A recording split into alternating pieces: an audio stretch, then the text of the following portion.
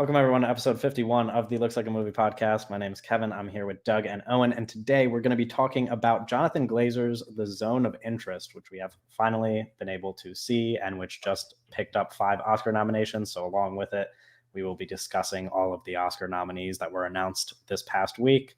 But we can start with what we watched this week. Doug, are you ready to go? Doug doesn't look ready. Owen, what did you watch this past week?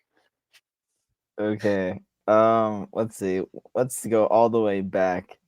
It's the 27th on the day of recording this. I watched The Boy and the Heron in theaters. There's like a bunch of stuff still in theaters that I'm like, I'll check that out. Yeah. When I can. So that was one of them. And I thought it was okay. What else did I watch? I watched The Away Camp, which I thought was cool. I watched D.W. Griffith's Intolerance, which is like really, really long but really cool. Like really crazy sets on that with like so many people. How do you feel about the reason he made that movie? Yeah, we can talk about that in another episode. Okay. But really, really cool movie. I watched Maestro, which is like another 2023 movie that I'm just trying. Yeah, prepping for this episode. That movie is cool too. I watched this movie called Captain Kronos Vampire Hunter, and it's like very late horror, Hammer horror, which are like with all those like Peter Cushing and Christopher Lee like monster movies and stuff. But this is like 74, so it's like the end of that company, and it's like a swashbuckling vampire mystery movie. A little bit of like, swashbuckling. Okay. Yeah, like Captain Kronos is like this guy on a horse and he has a sword, and like people are like getting murdered by vampires, and he just goes around, and it's like got like very like cool like camera work and editing for like it's like surprisingly like really cool stuff going on there. I recommend that one a lot. It's like one that no one's seen. Yeah. And then I watched Messiah of Evil, which is like another cool horror movie, really beautiful, like really cool colors and stuff. There's just one like scene early on, like with this hallway, that's like really stunning that I liked. And then I rewatched. I was working on a project, so and it was rewatching Speed Racer for like, inspiration stuff. That's pretty much it. I watched like some other random shit, but that's good transition. I also watched Speed Racer this past week. Oh, yeah. Actually, just yesterday. Good movie, really good movie, actually. Not that that's like a surprising thing or anything. But I liked Speed Racer a lot. I did. It was surprising in 2008, but now sure, yeah, sure, anymore. but not anymore. Yeah, not anymore. But back then, I saw an annoying tweet, and it was like someone tweeted like, "This look at how awesome this transition is on the Speed Racer." Oh yeah, and it's like the one. It's like this really cool transition when he goes into the car while he's like talking to him. Yeah, well, the guys he's talking to the guy who runs like the major sponsors, and then it like transitions to him in the car, and then it's so cool. And then the guy of course we did it, and it's like, this shit makes me want to never watch this movie. You're lame. Yeah. That movie rocks. I did some of our necessary, my necessary Oscar prep and watched Rustin and Naiad. Pretty much the same. Oh yeah, two of the best movies to come out this year for sure. Two of the best performances in decades, people are saying. Right. Yeah. They're both the movies to come out here. They're both two of the movies to come out this year. For sure. They're both specifically Netflix biopics, and they both feel like the same movie. Like they're about entirely different people, but it's just the same movie and like a different font. Yeah, that was whatever. I saw Dune in theaters, the IMAX re-release, which was cool. We got a little Dune 2 sneak peek. Dune 2. Not anything, not like a crazy. Does he like ride the sandworm or anything? Yeah. So the sneak peek was, well, it was like them like talking about the movie for a couple minutes, and then it showed us like them, like Denis and some of the cast, like talking about the movie, and then it showed us the scene where he rides the sandworm, like in full, because you already like see it a little bit in the trailer, and it showed that in full, and it was it was pretty exciting. I was like, I'm gonna enjoy this movie. Like obviously. Yeah. I still love the first Dune. I watched Burn After Reading, which I thought I would like more. I know Owen hates it, but I don't think you like the Coens at all, do you? I thought it would be funnier. I did think it was funny, but I always see that clip of Brad Pitt, like the Schwinn thing, where he's like talking about the bike. And I'm like, that is really fucking funny. And I thought the whole movie would be that funny. Sad, not the case, sadly, but it's still good. I saw Mean Girls, the new Mean Girls in theaters, which we talked It about. looks so good. No, I haven't seen it, Doug.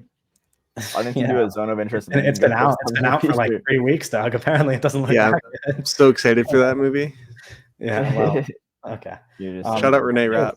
Yeah, it was fun. Shout out Renee Rapp. Well, and finally, at the beginning of this week, I watched In a Lonely Not friend of the pod. Was he? What do you have against Renee Rapp? Okay, whatever. No, I'm just saying she's not a friend. We don't know her. Well, we don't know any of the other people we call friends. Oh, we do. You don't know. Maybe you don't. I do. You don't know who I know. Or whatever. Can I talk about it? You know what? Doug, what did you watch? I won't talk about it. I'll be knowing people. I've seen 3 movies in the last 7 days. Nice. I watched Whiplash, a very little scene, kind of like a sophomore picture about a little drummer boy. Little drummer boy. Yeah. And then I watched American Sniper. Ooh. Wish I liked that movie more. Well, never. I wish the movie was better, actually. It's the movie's. It's not the movie's fault. It's your fault, Doug. It's just always the case. Okay. And then I saw the Zone of Interest. Right. Which was a seamless transition into today's topic. The Zone of Interest, a movie directed by Jonathan Glazer that I mentioned, just picked up 5 Oscar nominations. One of the big movies of this year.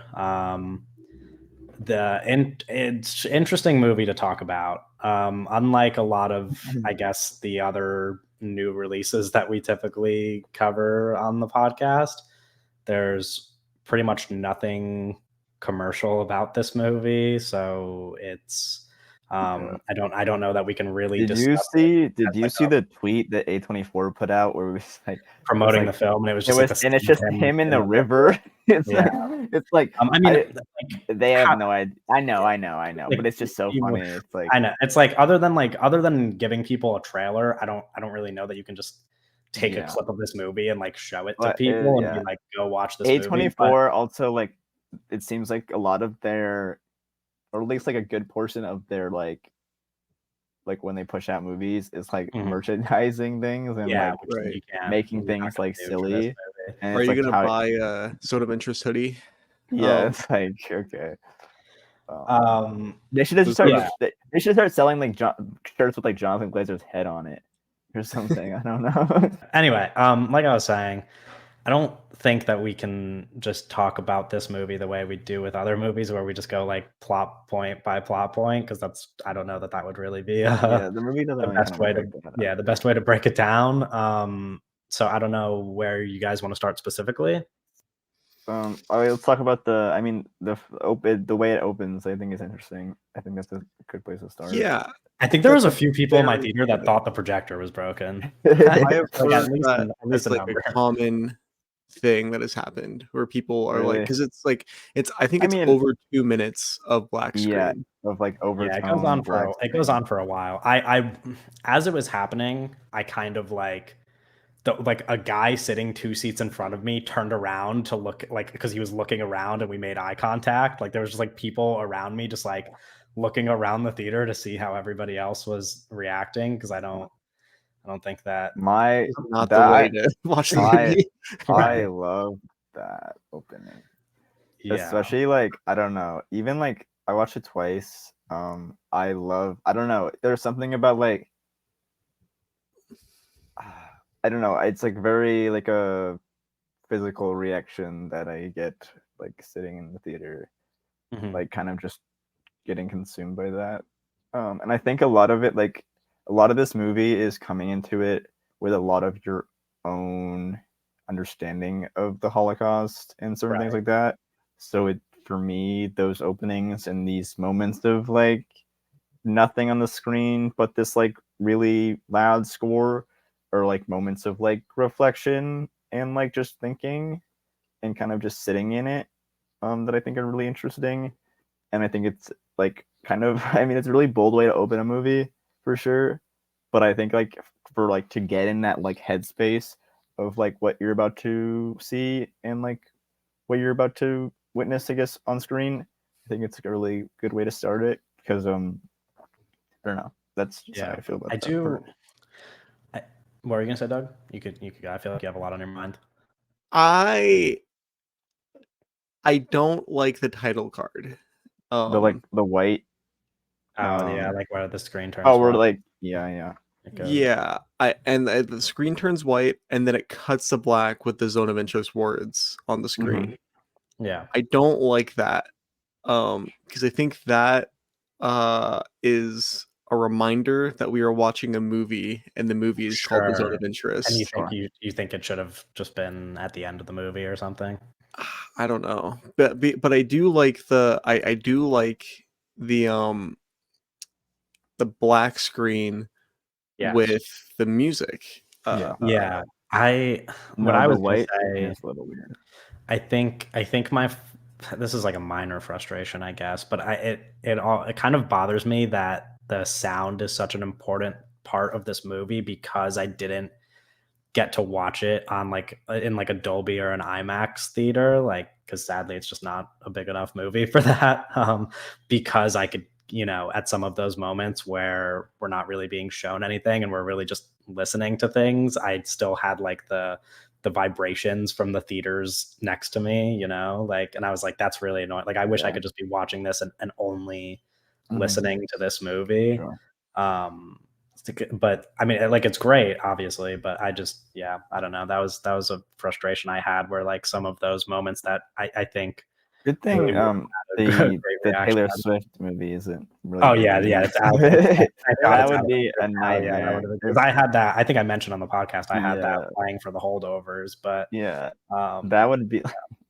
There's like so No, when many I scenes saw where like Killers of that the would be Flower Moon in bad. theaters, it was like wall to wall muffled Taylor Swift music. Yeah. yeah, that's tough. Well, Killers of the Flower Moon was on like a premium screen though, right? Yeah, I saw that in Dolby, and it was still wall And you to still wall. heard it. Oh no. That's That's tough. tough. Yeah, no, when I'm in the Dolby or IMAX theater at my movie theater, you can't hear any other theater. But that was not the case for this movie. Oh well, what can you do? Anyway, back on track. Yeah, the zone of interest. Um, I think the best thing about the movie, or the thing that I liked the most about it, was the very intense drone score. Yeah. It's some of the most. It's like one of the most like overtly harrowing like compositions Yeah. for any movie. I can't think of a movie that's like more overtly like communicating something this scary through its sounds. No, I agree. I think it's fantastic. It's also good. Also, spoiler will be a conversation topic when we get to these Oscar nominations later in the episode. Yeah. Um, No, but it's like because again, like I think a lot of, like I said earlier, like a lot of this film is like a very like reflective piece, and mhm. when that shit is like booming in your ears, like it's like I don't know, it's a very visceral experience. Yeah. Kind of just sit Uh, in that. I don't I don't necessarily want to put you on the spot, but I almost just want to ask, like, how do you feel about this movie, Doug? Because me and Owen saw the movie, and for context for the listener, we saw the movie and we logged it on Letterboxd the same way that we do with most movies. Doug, on the other hand, yesterday watched this movie last night, came back, just gave it a little heart on Letterboxd, did not write a review, and left us with a And then read Richard Brody ominous, negative like, reviews till he fell asleep. hard to understand message, and then just went to bed. So we don't really know what you think about this movie at all. We know you Yeah, don't hate it, but no, I don't. I don't hate it. I think I'm having a hard time with it. Mhm. Because I think the movie has such an air of self-importance to it. Okay. And that's also kind of what I was like thinking. Like my very first thought, well, when I was sitting and watching the movie, right, and I was like really kind of excited, honestly. And the movie starts, and when they show the words "the zone of interest" on screen, I was really hit with like, huh, that was the first moment where I was like, huh, like that is such a small choice that kind of like threw me off a little bit. And I might be the only person in the fucking world that even feels that way. But because like when I see the zone of interest with the music, the music wasn't playing. The music starts after, I think. But I was just like, I don't know. Like that was very much. It was like, oh, like this is a movie and it's taking itself really, really, really seriously. And it's like, Yeah. and the movie is communicating that this is all very, very important. Um, uh, So I'm not sure. And then and then like I really like the black screen. I took it I had a moment where I start not like zoning up like visually. Like when you look into a black screen, right? It's like your whole like your eyes start to freak out a little bit because you can't Yeah. focus on anything. So then everything starts to get kind of intense. And I thought that was a little bit of a powerful moment. And then the movie starts, and the movie follows. If you don't know, if you haven't seen it, if you don't know about the zone of interest, the movie Right. follows um, a real life family. These are like documented real life people Mhm. that um, just oversaw Auschwitz. Like the Yeah. dad's job was The dad, overseeing the dad is Auschwitz. like a commander. He's like very high ranking. And their home is situated just outside the walls of a concentration camp.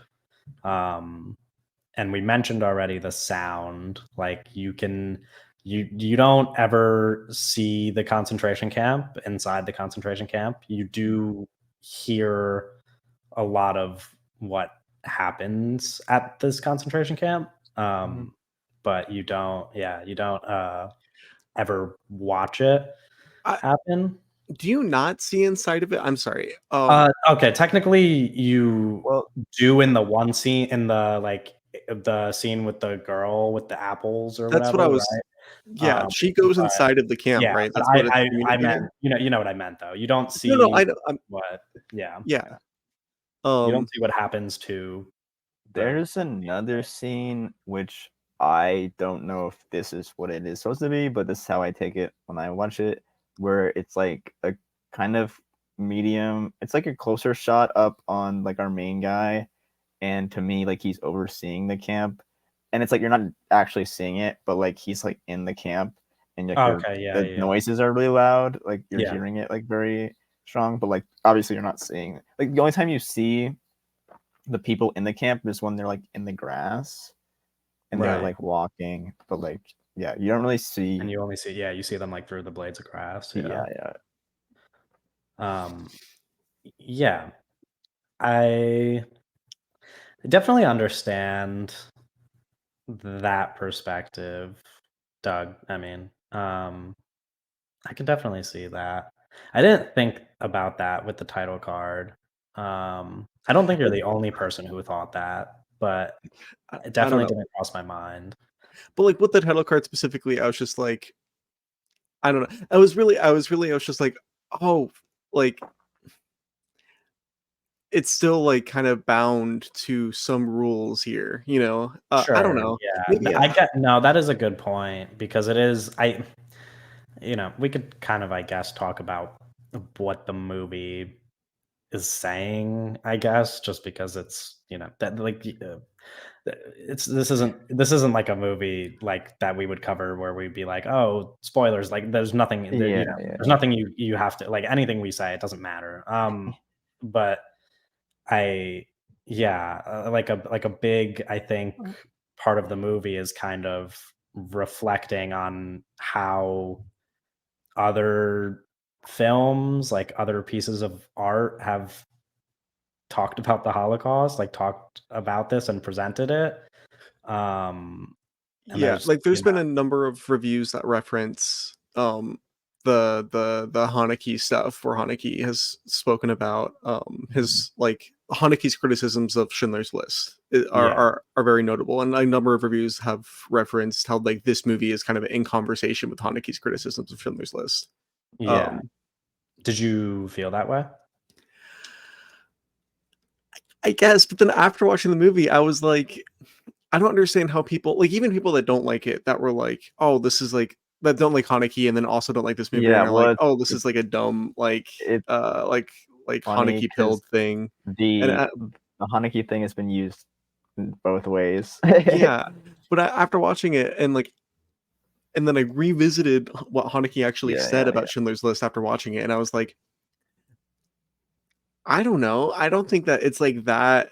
I don't think that this is like falls in line with. I don't know if Haneke likes this movie or would like this movie. You know, like I don't know. Yeah. Um, I do think the movie goes to, but I do think the movie kind of is void of any like entertainment whatsoever. I don't know. I was thinking, so this is a bad thing to bring up because I don't want to throw my friend under the bus here, but my one friend who I go to the movies with, definitely would not enjoy a movie like this. Definitely needs, constant stimulation while he's in a movie theater. And he was not able to attend to watch this movie with me and my other friend. And after I left the theater, I told him, I was like, you would not like that movie, Yeah. because he would be, like Well, very bored during it probably. There's not, I don't think the movie ever like, I don't know how to describe it exactly, but there's no moment. I don't want to say there's no moments of tension because that feels like the wrong word, well, but I like there's do think nothing it that's like, lacks narrative tension in like a yeah, way that like stuff like is we're just just kind presented of to you. we're well, it's presented and we're just kind of observing these people's lives in a way that Yeah, like it's not we're not really there to get to a different point, and we're not going on a certain we're just kind of watching them, and he gets like promoted, and so we're now in a new place, but like we're still just kind of watching him. yeah, yeah, um and like this is another thing where, and I don't know if this is a positive or like a positive or negative mhm. uh uh point to make. You know, like but the movie also like only works because you know what the Holocaust is too. yes, yeah. Yeah, but I mean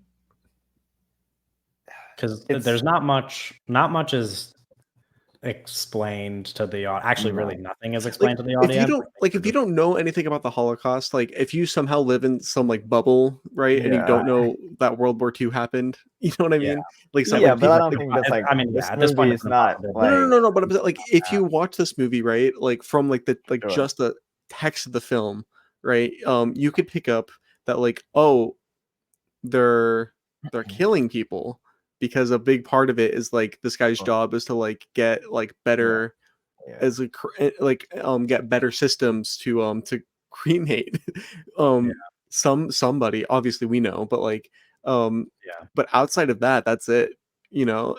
no, That's yeah, I scary too, but I don't know. the I mean, I said it before, but like the movie operates a lot with like your prior knowledge and your relationship to the topic, um, which is like because it's I mean it's more experimental than like most like quote unquote narrative, I guess if you want to call it Holocaust films, like where there's not really it's just in the observational kind of lens that we're in. It's just a lot of your relationship with that, and so like yeah, yeah, I do think like yes, if someone watched this and didn't know what the Holocaust was, they'd have a very different relationship with the movie, yeah. and it might not be as effective. It's probably not as effective, but I think it's just like any range of your relationship with the Holocaust is going to be a different kind Yeah, of I relationship with the movie. it's just like a thing that like I said, like I don't like there's not really people who don't know about the Holocaust, like Yeah. unless you're like 7 years old or Or like you have just like somehow been like, yeah, yeah. sheltered and locked in a Right. home with like no escape for your entire life. Like it's just not like yeah, I don't know. I think the movie is very aware that like what the Holocaust is. Yeah, Yeah. It's like it's obvious. operating Yeah, on that lens of like you're like coming in with prior knowledge, and like yeah, we're playing on that. there's one moment in the film where it's like kind of close towards the end where our main character, the character that we are following the most, the husband, Right. he's like he's been assigned to the hungry thing, which Right. is like a real life thing where he gonna kill a bunch of people. I don't know. Yeah. Uh and there's like a cut to like a party, and this like swastika ice statue is like just centered Mhm. in frame in like the cut, and it's like a jump scare. It's like Jesus Christ. It's like Yeah, well, he's in it. Like he's outside, and they have that ice statue, and then they cut. It's like I don't know if he's outside, but he's just in another room. Maybe mhm. like it's in a courtyard with the ice statue, and then they cut to like the more inside with like all the people, and like you still like the way that this thing is framed, like you still see the uh ice statue like in the back. Yeah. Yeah. Um, so how do you guys feel about the fact that like essentially the movie and like I think the big takeaway for most people, because I already mentioned, and we can go back to that, we could circle back later about its relationship to other movies, but um like the big takeaway for most people of the movie is like these people, the family who we're following, led very like normal casual lives while being feet away from a concentration camp. Like there's some pretty like there's a number of scenes that I think do a really good job showing it. I think maybe the best one is when the like wife, I guess her mom comes to stay with them, right? And they're like having a conversation about this Jewish woman who she used to like clean for or babysit or something. I don't remember exactly what it was, but like but she's just like kind of like is like, oh, I wonder if she's in the concentration camp. And it's just like a really casual like dismissal of like this thing that's happening just a couple feet away from them, and that's like a big part of the movie is them kind of talk like the wife who's played by Sandra Hüller is like talking about how like this is kind of their dream home and like they can't leave this location and like they like they've found like their place, which is of course like an insane way to feel about a home that is like a couple feet away from a concentration camp, but like it's in her eyes she's like, this is the place that I want to stay with our kids, like this is where we need to Yeah. be. When uh, when the husband gets like relocated and they're having the discussion about how like, oh, we're gonna have to leave because I like, yeah I'm getting sent somewhere else. She's like, I really don't want to leave, but I think she says like literally like, that they're gonna have to drag me. They would have to yeah drag me out of here. And it's like, yeah oh my god. like very yeah I can't imagine being in that position, like like I don't really understand. I don't know, that's a separate conversation, but I like how do you guys feel about the fact that that's what the movie follows really? Like that's like the central idea of the movie kind of is like depicting the normal lives of these very evil people. A big part of this in the film too is like during, I don't know if it's all of it, but during quite a bit of it, you just hear quote like concentration camp noises in the Yeah. background. Yeah. Um Gunshots and stuff yeah, like that. you hear like the humming of the crematorium. Yeah. You hear people yelling. You hear like, Yeah.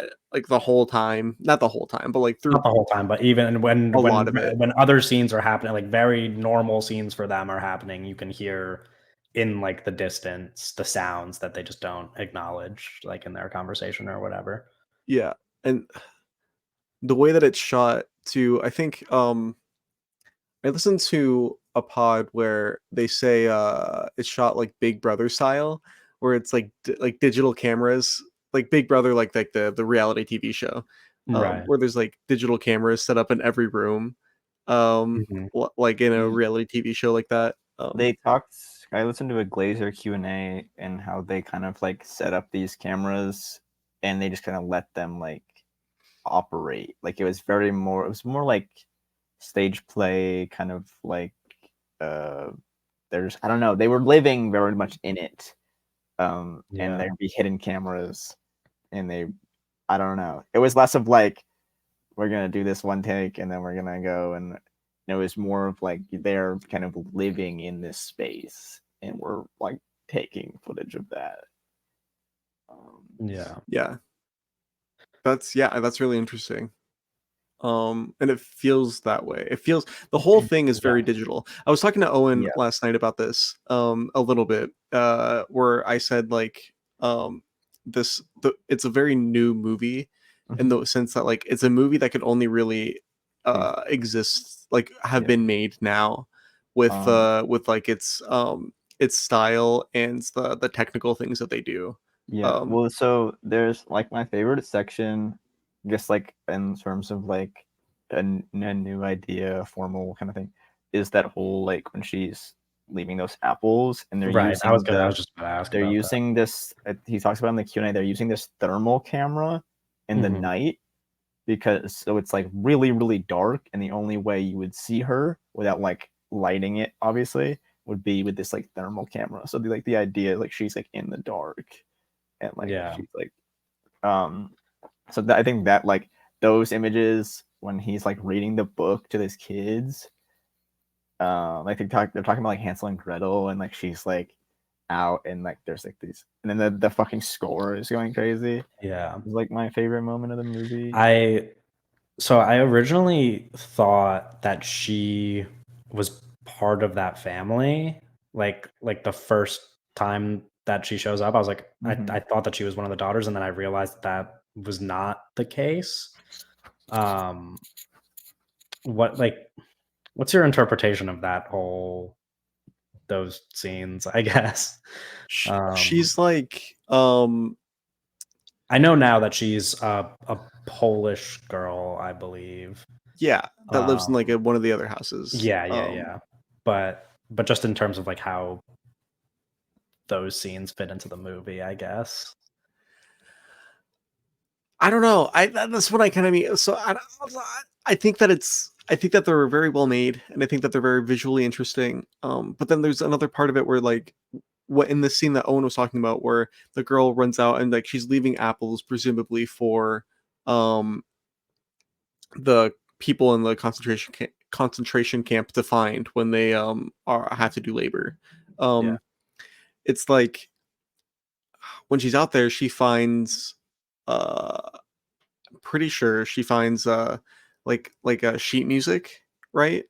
And this like the piano and then she song, plays plays a song on the piano, and then the lyrics are on the screen where the subtitles should be. And I was like, this is all interesting, but I don't know. I think that I don't know if all the pieces complement each other in the film. I don't know. I think I don't know. I don't know what to think of this. I don't know what to make of it. I don't, like I'm not sure. No, I mean it's I think really that was one of the I do think mostly I think it's really fucking good, but I did want to have a conversation on the podcast to like kind of really figure out all of my thoughts. I don't know that like anything we say can really help me figure out how I feel about the movie as a whole. It is a lot to take in, and it is like I don't know. I do really want to rewatch it. I do think that. I mean, Owen, you got to see it twice, right? Yeah. I do think that would be really beneficial for me. In terms of understanding the movie. Obviously, it's not the easiest thing to watch the first time around, but yeah, I don't know. I I want think to there's a go lot to back process. to what we were talking about. Just like when I think you just brought the question up, and I think we talked about this last night a little, Doug, because we were talking about Sandra Huller and the fact that like she's in both Anatomy of Fall and this, and the difference is like in terms of like the style of the movie and why I think these characters I guess work for me here is this is not like an acting movie. Like it's the way that these characters are in this movie is like there's just a different thing going on. Like if they're not here to like have like these performances, they're more of like chess pieces, and we're kind of just observing the way that they're working. So I think in terms of like, I don't know, that was just something in terms of that. There's this moment that kind of was like stood out to me on both watches. Um, and it's where Sandra Huller's character is talking to her mom, and she's talking about the like space heater or something, and she talks about like how cold it gets in the winter. And just because like the time of the year it is now outside and like how cold it is, and just like thinking about that, and like when they're outside, like the kids are like playing in the snow, and like one of them is like, the sisters aren't out because it's really cold, but he's like, I love the snow. And like you never like obviously see inside the camp, but just like you're thinking about like how cold it is and how cold it is out right now, Right. and them like in the camp freezing. It's just like, for me, that's like that kind of thought of like the cold is just like the most effective kind of, or not maybe most effective, but just like something that really hits me. Yeah, I mean, I As hadn't like even kind of a considered that. contemplative It's really, thing. And I thought like the dialogue, especially like I said, of her talking about the space heater, and she's just like, it gets so cold here in the winter, and then like yeah, we get to that winter, and we're just kind of sitting in that, and like we're just watching the kids like kind of play around, but the fact that there's snow out, it just kind of relation to that is something I think that was really interesting. yeah. Yeah, it's the movie kind of does it offers like this perspective of this idea that like humans that have the capacity for great evil, right? Or like what like we kind of like generally accept to be like a very great evil, still uh have a lot of um I don't, or just like not normal, because I feel like I but like Sandra Holler really likes that garden, you know? Yeah. Um and Sandra in like there's that guy that's like working on the garden, right? And she gives him a cigarette. And he's like, oh, like they don't say anything, but like he accepts a cigarette, and then he's like, after he lights it, he starts to go back to work, and she's like, no, just hold on a second, smoke your cigarette, Um and it's like, what was the intention for including that scene? Like what was that? What was that very specific? What was that? Just like one moment in the movie saying, Or there's another moment where it's like they're the two kids that are playing outside in the snow, and the older kid locks the younger kid in the garden for no Yeah. reason. It's like what was the intention for including that either? There's a scene where our main character, he's getting promoted, and he goes to that other place, and it's snowing, and there's like this scene where we take a pause, and he meets like this dog, like it's like a Yeah. lady and a dog, and they like have like a little conversation, and he like says something about like his dog he had when he's younger, and like they were born on the same day or something. Yeah. It's just like a little bit of dialogue, and I think it's that section is interesting because it's the same. I like when you repeat framings and it's the same room or the same location in a later point of a film or something like that. When he meets that dog, we later see him in that same like spot exactly later, Yeah. which I think is interesting. But I'm curious, just like again what you're saying, like these like weird like random scenes that I guess not random, but like they're like interesting of decisions narratively, I guess.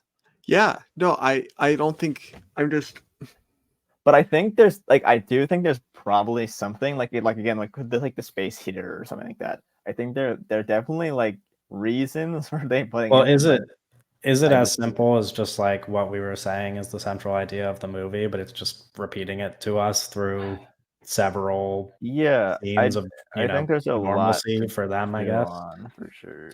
I think that like when the Sandra Holler gives the guy a break while he's like working on her garden, I Yeah. was thinking like, oh, so she like this is like a moment of like diet compassion, Yeah. Yeah. Even though But I it's like don't. it's not Well, like real compassion, but it's Yeah, like, you know what I mean. And then when the Nazi kid locks like his little brother in the garden for no reason, I yeah. was like, Well, these guys are monsters. Like I was yeah. I like, guess yeah, it's like they're like it's like towing the line of like these people are human, so that it's not like a characterization of like evil, or more than like these people are evil humans. Like it's like I don't know. I feel like when we talk about yeah, like the kid locking the other kid in the thing, it's like that's something like a random ass kid would do, but like in like the kind of context, it's like these are still like it's like locking the kid in the thing is like a dick evil move, but it's like he's I don't know, and especially like with the other people, it's like there's like this moment where like they get they show the dad like the boat or something, like the new boat, and it feels like very much like they're people, but they're like it's like not it's not to make them like out to be like these like other things, you know? It's just like they're really, really, really evil people, which is like I don't know what that is necessarily saying, I guess. I yeah, think maybe it's like communicating the cartoonish racism of Nazis, you know, to be able to like be capable of being a human, right, and have compassion, but then just like see Yeah, yeah, yeah. like Jewish people as like so not human to a cartoonish extent, where it like Yeah. it's like, yeah, well, this doesn't matter because I don't Well, know. it's like I mean, there's that one scene at the end where he's talking about the like the room where all those people are in, and he was like, the only thing I can think of is like how I would gas all these people in this Yeah, like that yeah, is the scariest part of the whole yeah, movie. yeah. Where when he says that, I yeah, was like, Jesus fucking Christ. But the way that it's delivered and like the kind of it's like so like nonchalant, like he's just like on the phone with his wife and he's like, yeah, I'm at this thing, like this work thing, and all I'm thinking about is like how I'm gonna gas all these people. And yeah, it's delivered in this way that's like so like this is the normal life for them, but like when you it's like what they're saying is like crazy. yeah. It's just like the most evil thing in the world. I I think on the subject of Doug saying that, not that they feel real compassion because, like we said, they're obviously very evil, well, but but it's like, I do think we should talk do, about the ending where we kind like and how we interpret that exactly. Not just the flash forward to the present, but I like guess, him throwing up. yeah, him going down the stairs and throwing up and what that could suggest, That shit was and crazy.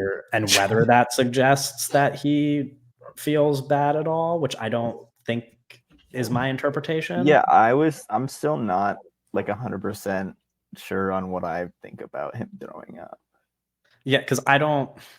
When I watched it, and maybe goes back to kind of the we're bringing our own Mhm. knowledge into the movie kind of thing.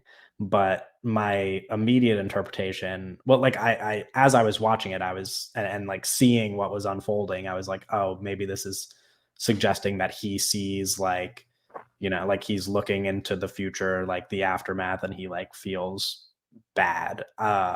Like that could be the interpretation. In my head, I was just like, that's not the fucking case. Yeah, no, Because no. like in my head, I'm just like, this is an evil person. You know what I mean? Like this is Well, a Nazi commandant. Like I I don't guess think that he thinking feels about it now, like maybe he's just thinking about the stuff that he sees when he's overseeing them, and like even though he's not like compassionate, and even though he doesn't see them as equal human beings, it still like grosses him out. Well, I'm they not set up sure. him being sick like two scenes earlier because he goes to the doctors, Okay. right? right. And Yeah, yeah, yeah, and they're yeah. like, and they show like the whole doctor visit almost, where they're Mhm. like, oh, Right. are you sleeping well? And he's like, okay, I'm gonna fill Yeah, you for yeah. tumors, and and it's like, So Yeah. interesting. Yeah. Um I don't. Yeah, It's I just feel, and I don't know exactly how. I don't know that I have like a real solid interpretation of it, but I just feel very strongly that suggesting that and like that moment is him having an ounce of compassion. I don't think that that's the right interpretation. That's all I want to say. That's all I want to say is like I don't think that no. For me, that's even what the more, movie's like I trying to feel like say. I read it more. I mean, maybe not. This is like my reading, but like I felt like he was more scared of things that were happening, or like scared of like what to come next, rather than like being compassionate. Like it didn't feel like he felt comfortable in that space, Mhm. rather I than being like compassionate about. maybe it was like him like looking in the future, right? Because it's like he throws up, right? And then we cut to people cleaning Like up the speaking, museum. yeah. And Yeah. then it cuts back to him presumably looking at that, right? Is Right. what the movie's Right. communicating, Is which is it insane, like an insane, it's a crazy is it choice. him like, and this is, I don't know. Is it him reckoning with like his place in history almost, like Yeah, I think that's where he yeah. doesn't feel bad about what he's doing, but he's looking into the future and like seeing how like history is going to remember him and all of the people involved. Because yeah, like it's like No, I know. it, in the process of doing something that evil, you're an evil person. Your thought is not like, um like your thought's not whether or not what you're doing is evil, really. But to look into the future and like see that like this is who you were, really. Um Yeah, I don't it, know. yeah, it's a I do, again, and I hate to like have to repeat it, but it's like I feel like I really can't piece every detail together until I watch the movie again. It's just like Yeah. I mean, even after I had left, like my immediate reaction after leaving the theater was essentially just that like I didn't have one, like I didn't know what to really say. I just kind of like walked out of the theater quietly and drove home quietly and like didn't, I don't know. I was just trying Yeah, to no, I kind think of like figure it all I'll out. kind of agree. Like I mean, I've seen it twice now, and it's something that I don't know. I didn't really attempt to like put things together. I just kind of I think it's a very much like a feeling thing, and like Sure. I don't know. I think it's a very like emotional piece that like is a lot, but then like you just kind of I don't know.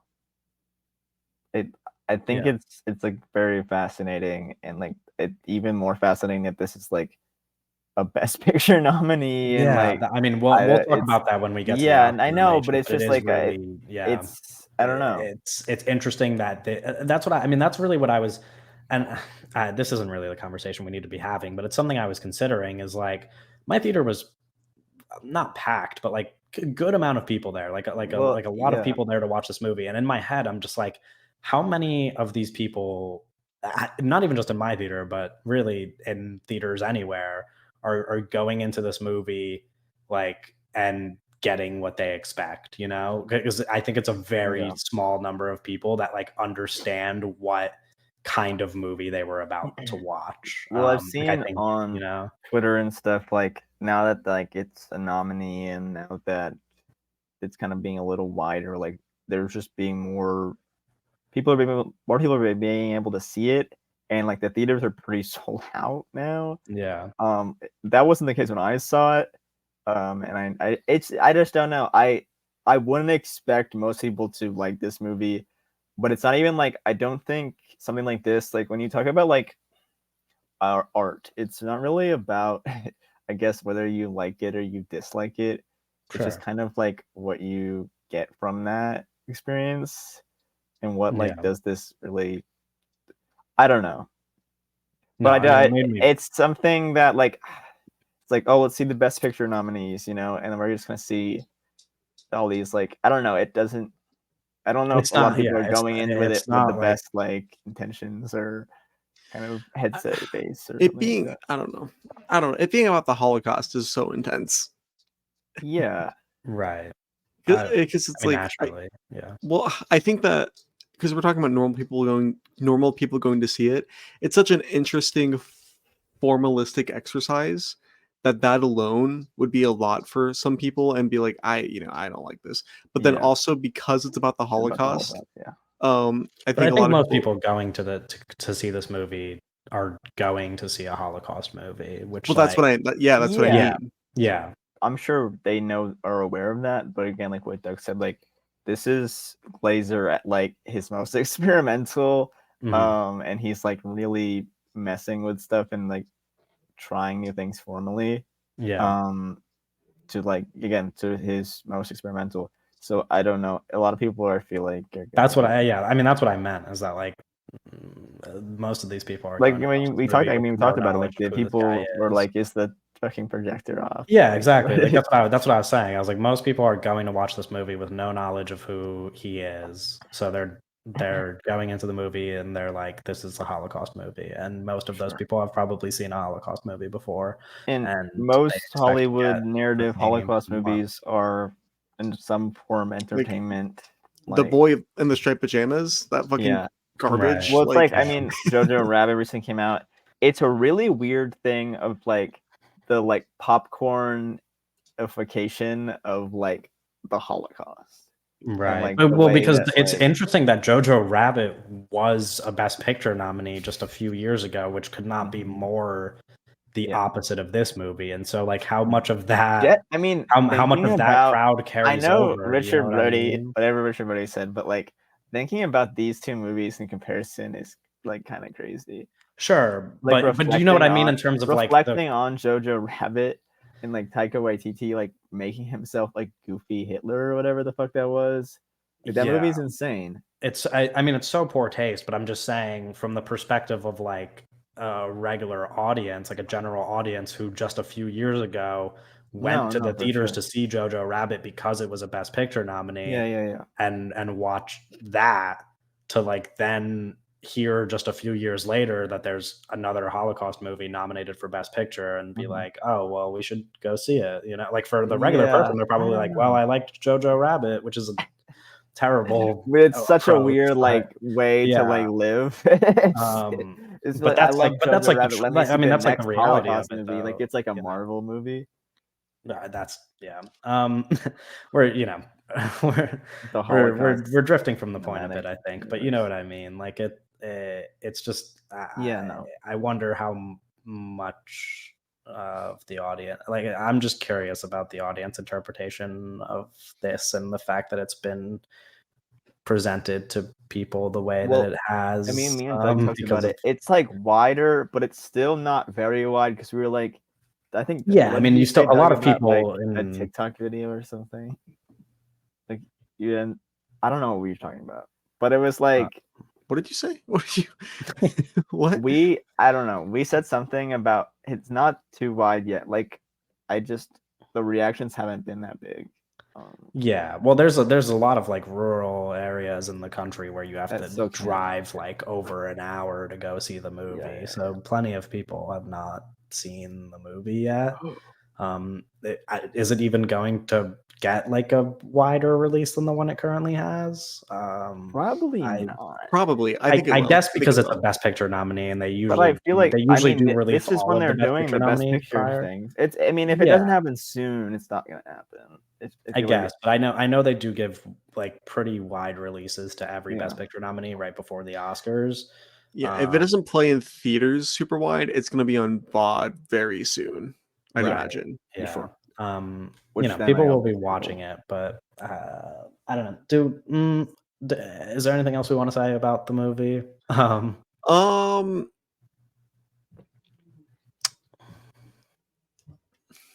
where are we with Holocaust movies in general? How many Well, more I do we like need? I don't know. Do Yeah, like I don't know. It's interesting. I don't. There's so much to kind of think about in terms of like, because I mean, I was thinking about this when watching it, and it's like obviously Holocaust shouldn't be like entertainment, but like it even being art is like a touchy thing. I don't. It's a weird thing that I'm not sure how I entirely feel about. Yeah. And it's like, because we say like, oh, the zone of interest isn't entertainment, which is that's fine to say, but it's also it's still a movie, Yeah. and it's Sure. No, I still know. like, and I would, That's what I'm saying. It's like I don't. and it's still like it is entertaining to some extent, because if it wasn't, it wouldn't be an A24 movie, you know. Well, okay. No, I'm serious. I'm serious. Like, No, I mean, I get what you're saying. Yeah. I just think no, I get your point. I don't know if presenting it that way as like it's an A24 movie is maybe the best, but I mean, it is an A24 movie. no, Yeah, I sure, know, I yeah, know. but I get what you're saying. I just This is the same studio that brought you Everything Which is Everywhere All at kind Once. of crazy. I don't know. It feels like I know it is an A24 movie, and like they are distributing it, but it's kind of a crazy movie for them to pick up. But I did Glazer. I mean, is Glazer under the skin? Under the Skin No. is an A24 movie, yeah. Okay, so That he was has very previous early. Like one Yeah, of their yeah. first movies, yeah. But he has previous relationships with them. I don't know. It's an interesting movie for them to distribute. No, I get your point, and I get that we probably don't need Jonathan Glazer's Holocaust movie ultimately. I just Because and I'm saying, and maybe I'm dumb, and maybe people are gonna stop listening to the podcast because of this this point. But it's like, I mean that's a stretch, but well, people have to start listening to stop listening, right? Well, But that my point was that we've been dumb on several episodes, but continue. but I think like is him making the movie at all and exploring the subject at all, right? In like this narrative film format, is that not him exploiting, like being exploitative to Yeah, I think it's a conversation to have. right? Like I think you can certainly make that argument. I don't know. I don't know. It's Because like, it's what hard is he saying about the world and the world we live in, right? By making this movie that was either not already previously understood or not something that has been said like many times Well, before. You know, like, I think when we circle back to the thing that we were talking about before, which is like this was my I think my takeaway majorly between those two ideas that we discussed is that like one for the main idea, this idea of like the normalcy of the lives of these Nazis. I'm like, I don't really need a movie to tell me that. Like, I don't really need a movie to tell me that these people are evil.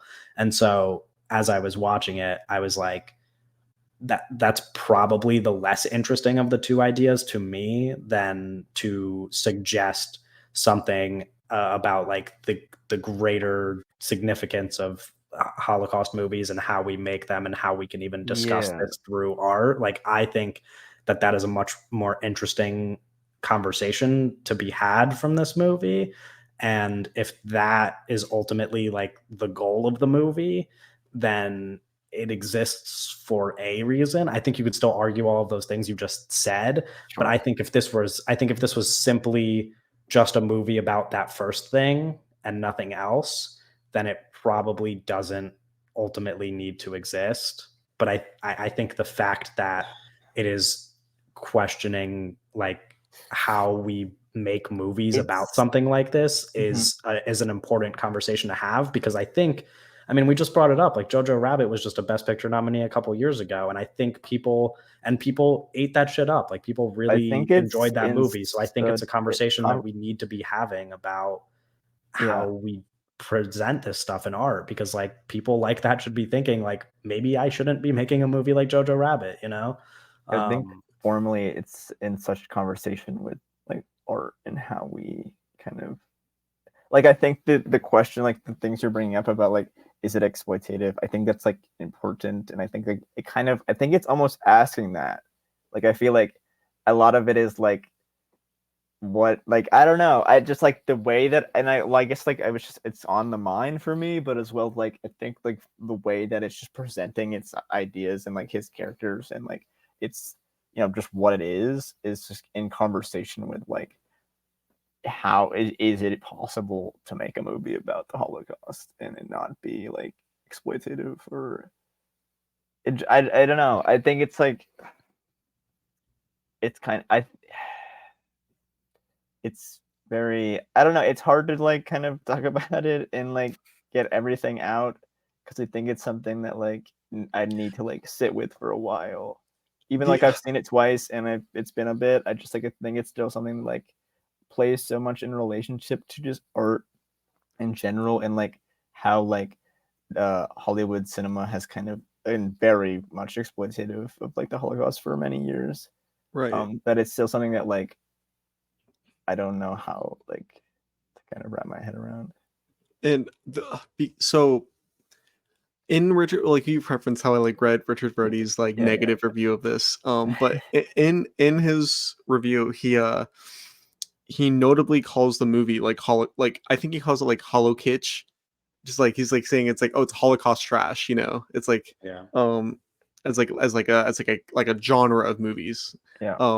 And he says like, oh, this is basically Jojo Rabbit. Yeah, which I think it's crazy, but Yeah, I don't know. Well, I think it's interesting that because for me, those two movies couldn't be like farther from like, I think that's like Jojo Rabbit and Zone of Interest to me are like on other sides of the spectrum, and almost like Zone of Interest seems to be obviously like I don't think Glazer saw the YTD film was like I gotta fucking make a response to this, but it feels in response to things like Jojo Rabbit. So I think Brody's saying they're like the same is something that I might have to read it and think about it more, but yeah, I think it's interesting. yeah, because I don't know how much more we have to say about the movie or Yeah. could say about it. Sure. But We'll end up talking in circles a lot probably. And why do you keep having reactions to when I use the word circle? Anyway, yeah, if you guys don't have anything else to say, we can move on. talk about the Oscars.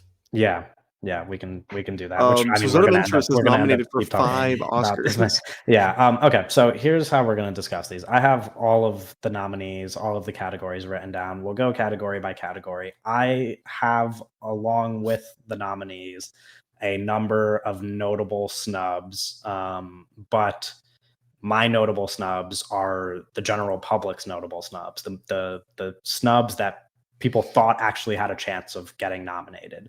So we can discuss those. And if you want, you can throw in your Adam Driver and Ferraris or whoever's while we're at it if you feel the need to. But I have, you know, the things that could have been nominated, and we can have a conversation about maybe if some of those should have been over the ones that did end up getting picked ultimately. We're going to start with the acting categories. Supporting actor. We have Sterling K. Brown for American Fiction, Robert De Niro for Killers of the Flower Moon, Robert Downey Jr. for Oppenheimer, Ryan Gosling for Barbie, and Mark Ruffalo for Poor Things. I can list out the snubs while we're at it. I think list them out. The big 3 snubs here, the big 3 that could have gotten in were Charles Melton in May December, Dominic Sessa in The Holdovers, and Willem Dafoe in Poor Things. I think Willem Dafoe is probably a bit of a reach. I'm glad that if one I don't think I needed it was Dafoe Mark Ruffalo. I don't think Sessa like he's good, but like it's not the I think I think Melton probably should have been in there though. Yeah. What about the lawyer character from Anatomy of a Fall? Who is his name? Who is great? Yeah, I think he's. What about the doctor from Godzilla -1? No. Okay. Can we talk about the actual awards? Yeah, I don't know. You guys haven't seen American Fiction. No. Sterling K. Brown is unsurprisingly very good in it. I think that makes sense to me. Although I do think he was probably the last guy in, like in terms of, because like I think we knew Robert De Niro was going to be nominated, and we obviously knew Robert Downey Jr. was going to be nominated since he's the front runner. We kind of knew that Ryan Gosling was going to be nominated for Barbie. And Mark Ruffalo was a bit of a toss-up, I think, because him and Willem Dafoe are both running for the same movie. But I like Mark Ruffalo is probably going to get included. I think it was really whether Sterling K. Brown got in over Charles Melton. Like, I think Charles Melton was the first guy out. Yeah, I think. You think who Willem Dafoe was? I don't know. I think the fact that May December didn't get any nominations. Yeah, that's a good point to bring. Well, it did get one nomination. We'll get to that later. But yeah, no, it May December did mostly get overlooked. I do still think in my head, I think Charles Melton's supporting actor thing was like the strongest outside of the screenplay, which we're going to get to later. I think it was the strongest like May December thing where like even the people who don't like May December were going to be like, we should nominate this guy. But they ended up not doing that. I don't know. Like, if I'm honest, I probably would replace Ryan Gosling before Sterling K. Brown. But the thing about Sterling K. Brown in American Fiction is that he's not in a lot of the movie. Like, he's great in the moments that he has, but Charles Melton's performance is just such a big part of May December. It's kind of crazy to not include it. I don't know. Supporting actress. We have Emily Blunt in Oppenheimer, Danielle Brooks in The Color Purple, America Ferrera in Barbie, Jodie Foster in Nyad, and Davine Joy Randolph in The Holdovers. This is the worst category of the show.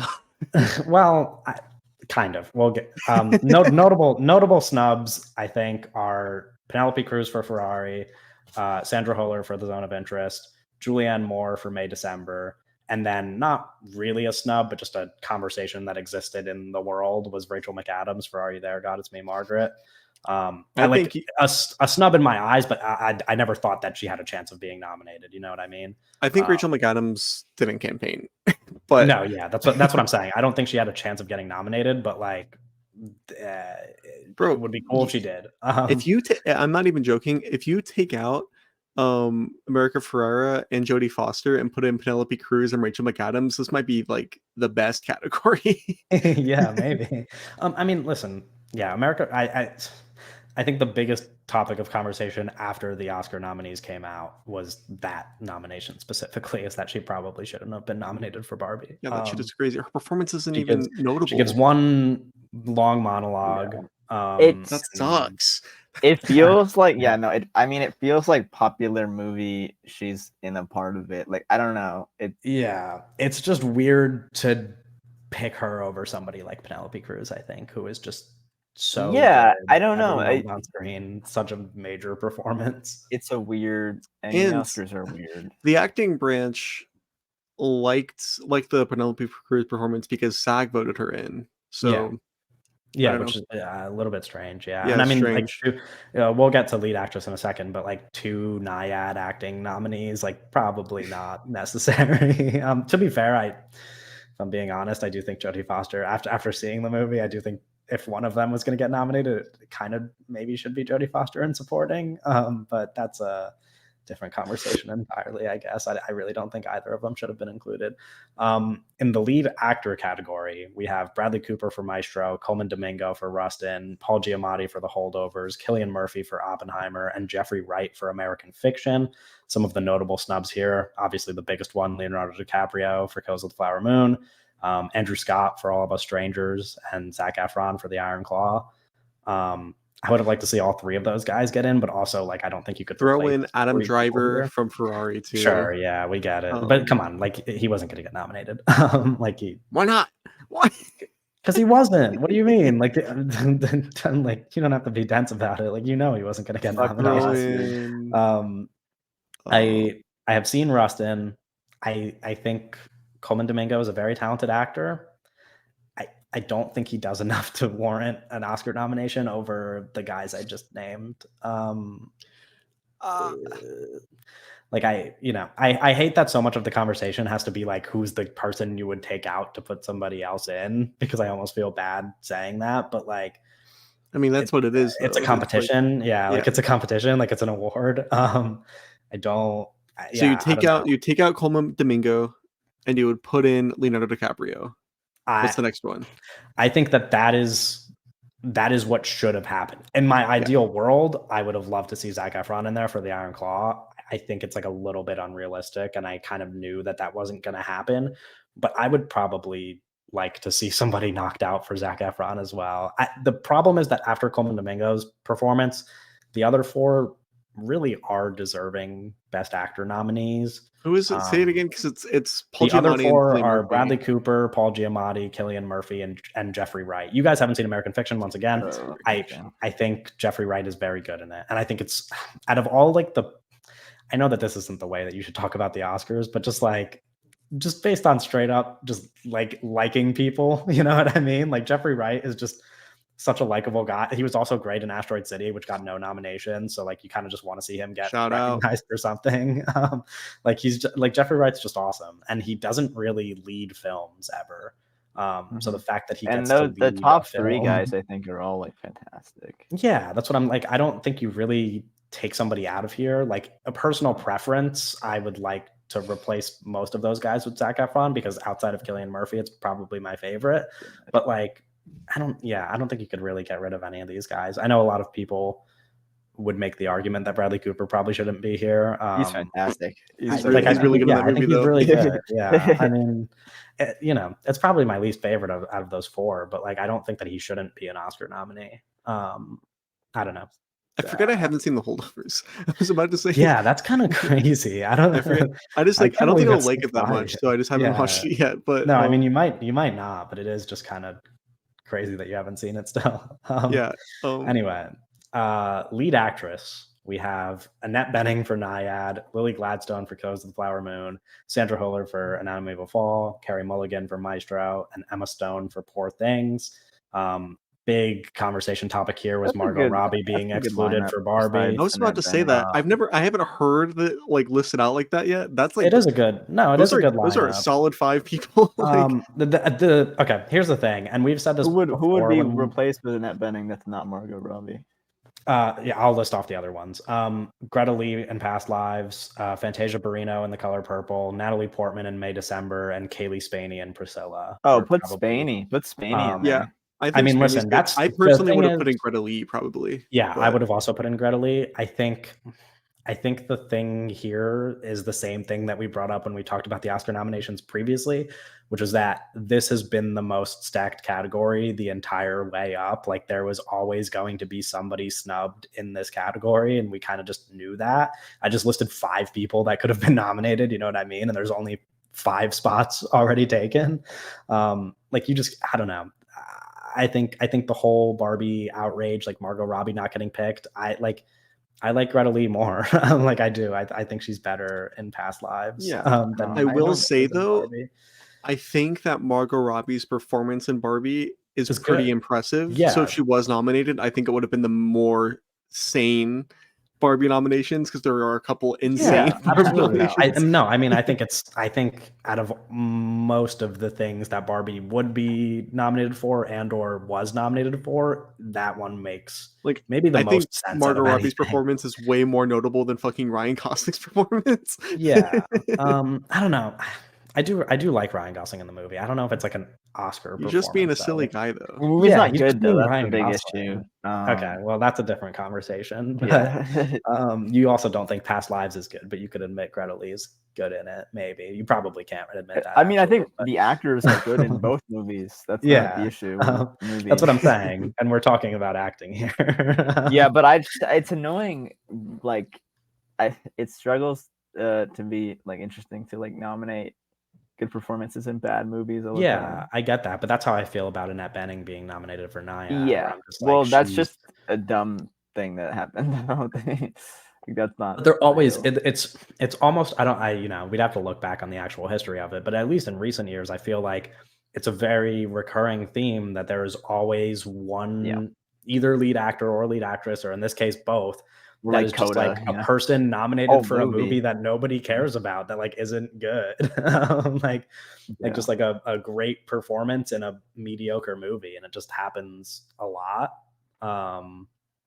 Okay, move him. So, after anything else about the lead actress race, or no, I don't know. Just Hillary Clinton had a lot to say about it. He did. Okay, we're gonna move on to cinematography. Nominees are Killers of the Flower Moon, Maestro, Oppenheimer, Poor Things, and El Conde. El Conde's a cool pick. El Conde's cool. It's an interesting pick. I- Notable snub here, I think, is the movie we just talked about, The Zone of Interest, is probably the one that got excluded to put El Conde in, I believe. There's honestly, it's like there's probably a couple of snubs. I think like, the other one is Barbie, probably. No, that's not the snub we're talking about. Okay, well, we're talking about things that had, movies that had a chance of getting. No. I think Ferrari had a chance of getting in. I think that honestly, like, I'm not going to say that this is like a snub because it shouldn't have gotten in, but like I think like there's a world where Saltburn is nominated in this category. Yeah. I think that's what they be telling me on TikTok. No. I think it's like a good.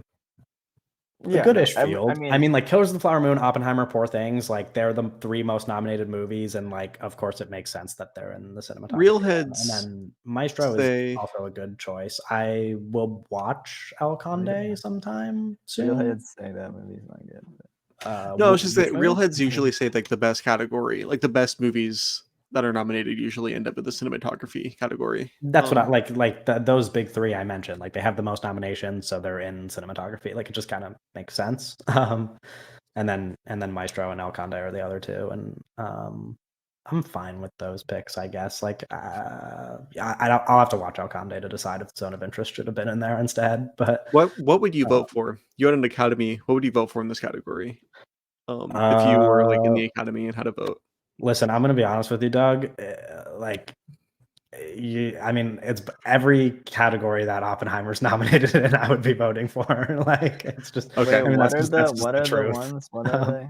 It's El Conde, Killers of the Flower Moon, Maestro, Oppenheimer, and Poor Things. Like maybe Poor Things. Interesting. I would vote for Killers of the Flower Moon. Yeah, or I think all 3 of those are very deserving winners in any given year. Probably either Killers or Poor Things. Yeah. I think it's I actually don't. I love the way they travel through the rooms in Killers. Yeah. That do you remember that scene where all the stuff was on fire in Killers of the Flower Moon, and we see his eyes? It's a good fucking movie. Yeah. Speaking of good things about Killers of the Flower Moon, next category is editing, which is Anatomy of a Fall, The Holdovers, Killers of the Flower Moon, Oppenheimer, and Poor Things.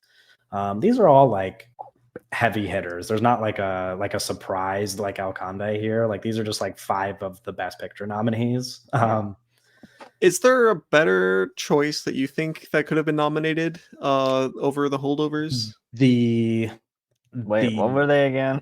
It's Anatomy of a Fall, The Holdovers, Killers of the Flower Moon, Oppenheimer, and Poor Things. Zone of Interest or Holdovers. Yeah, the notable snub in terms of like what had a chance of getting in here is Barbie. I'm pretty okay with it not being Barbie. I think the Zone of Interest also could have gone in here. Yeah, well, yeah, of course. That now that we see how many nominations it got, it's definitely possible that it was considered. I don't know. I feel like The Holdovers is like such like if that one editing and be like okay, it won't. It's very like traditional, like basic, like I mean, it's like there's nothing wrong with the editing. It's not like bad editing. It's just like it seems like silly to be like this category is funny because like Oppenheimer's gonna win, but like Oppenheimer and Killers of the Flower Moon are just like the 2 most like well edited movies. Yeah, that's what I was gonna say. I was like, unlike cinematography, I mean, you guys can kind of agree that Oppenheimer is just like outstanding editing. I think it's like Oppenheimer is like number one, then Killers of the Flower Moon is number two, Yeah. and then everything else is like an afterthought, kind of. In any given scene in Oppenheimer, like that scene where they're all talking around the table, I'm just like, you could just play that 2-minute scene and you're like, this is the best edited movie of the year. Like it's kind of unreal. Or like do you hear the music montage? Yeah, that's what I've like every. I mean, it's just it's very good. It would be shocking if it loses. The only thing it loses to is that would be. I think I mean, this has to be like the biggest lockdown category probably. There's some other one. I mean, Devon Joy Randolph and The Holdovers. She's not sure.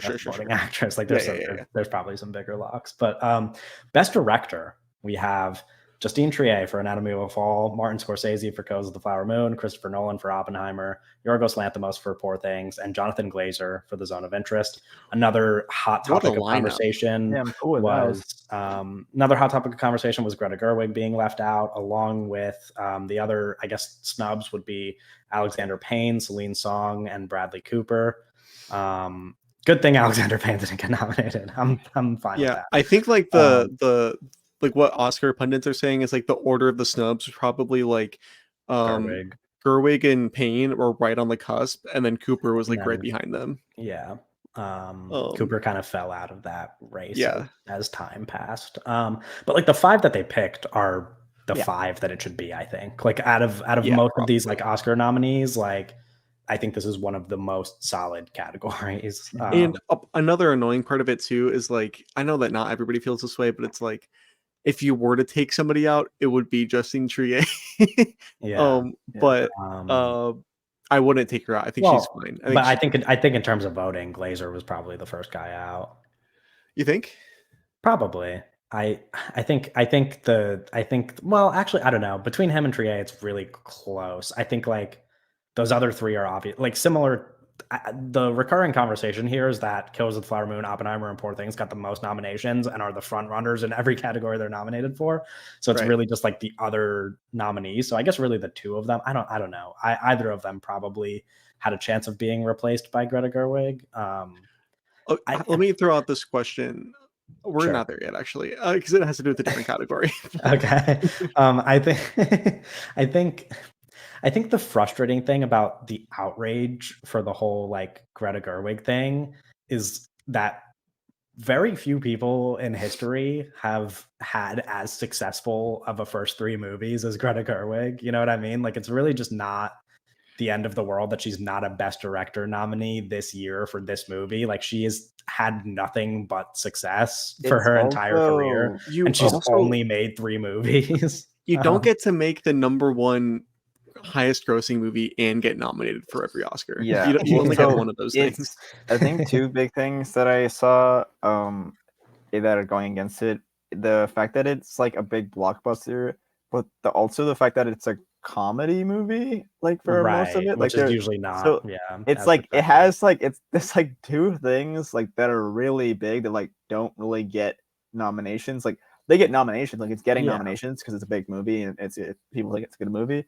But the things that like get those like Best Director or Best Picture kind of thing, like that is like not normally like blockbusters and also not normally like big comedies, and it's both of those things. And like exactly, because like I would say like I've been on the stand publicly saying that like I think that like good blockbusters should be the kind of the like those are the kind of movies that should be dominating Best Director, because like those are the movies that are like really hard, like directing huge productions with all these set pieces are very hard, right? So like but like that doesn't happen. Like Denis Villeneuve wasn't nominated for Dune, even though I think he should have been, because like not even like that Dune's an amazing movie, which it is, but like it's because like it's hard to direct a movie that fucking big.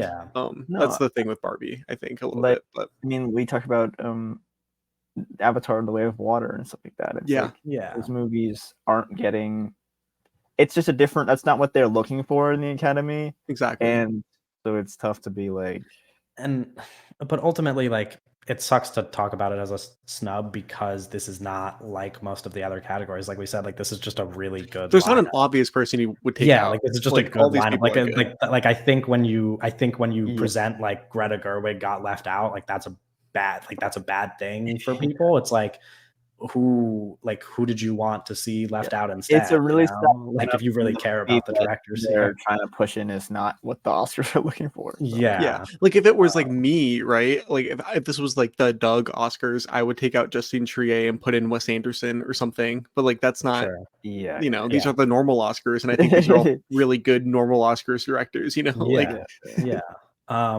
Next up is an interesting field of nominees. I think the international feature category, which is Io Capitano for Italy, Perfect Days, Japan, Society of the Snow for Spain, The Teacher's Lounge for Germany, and The Zone of Interest for the UK. The big snubs here being Fallen Leaves from Finland, and of course The Taste of Things for France, which was the nominee instead of Anatomy of a Fall for France.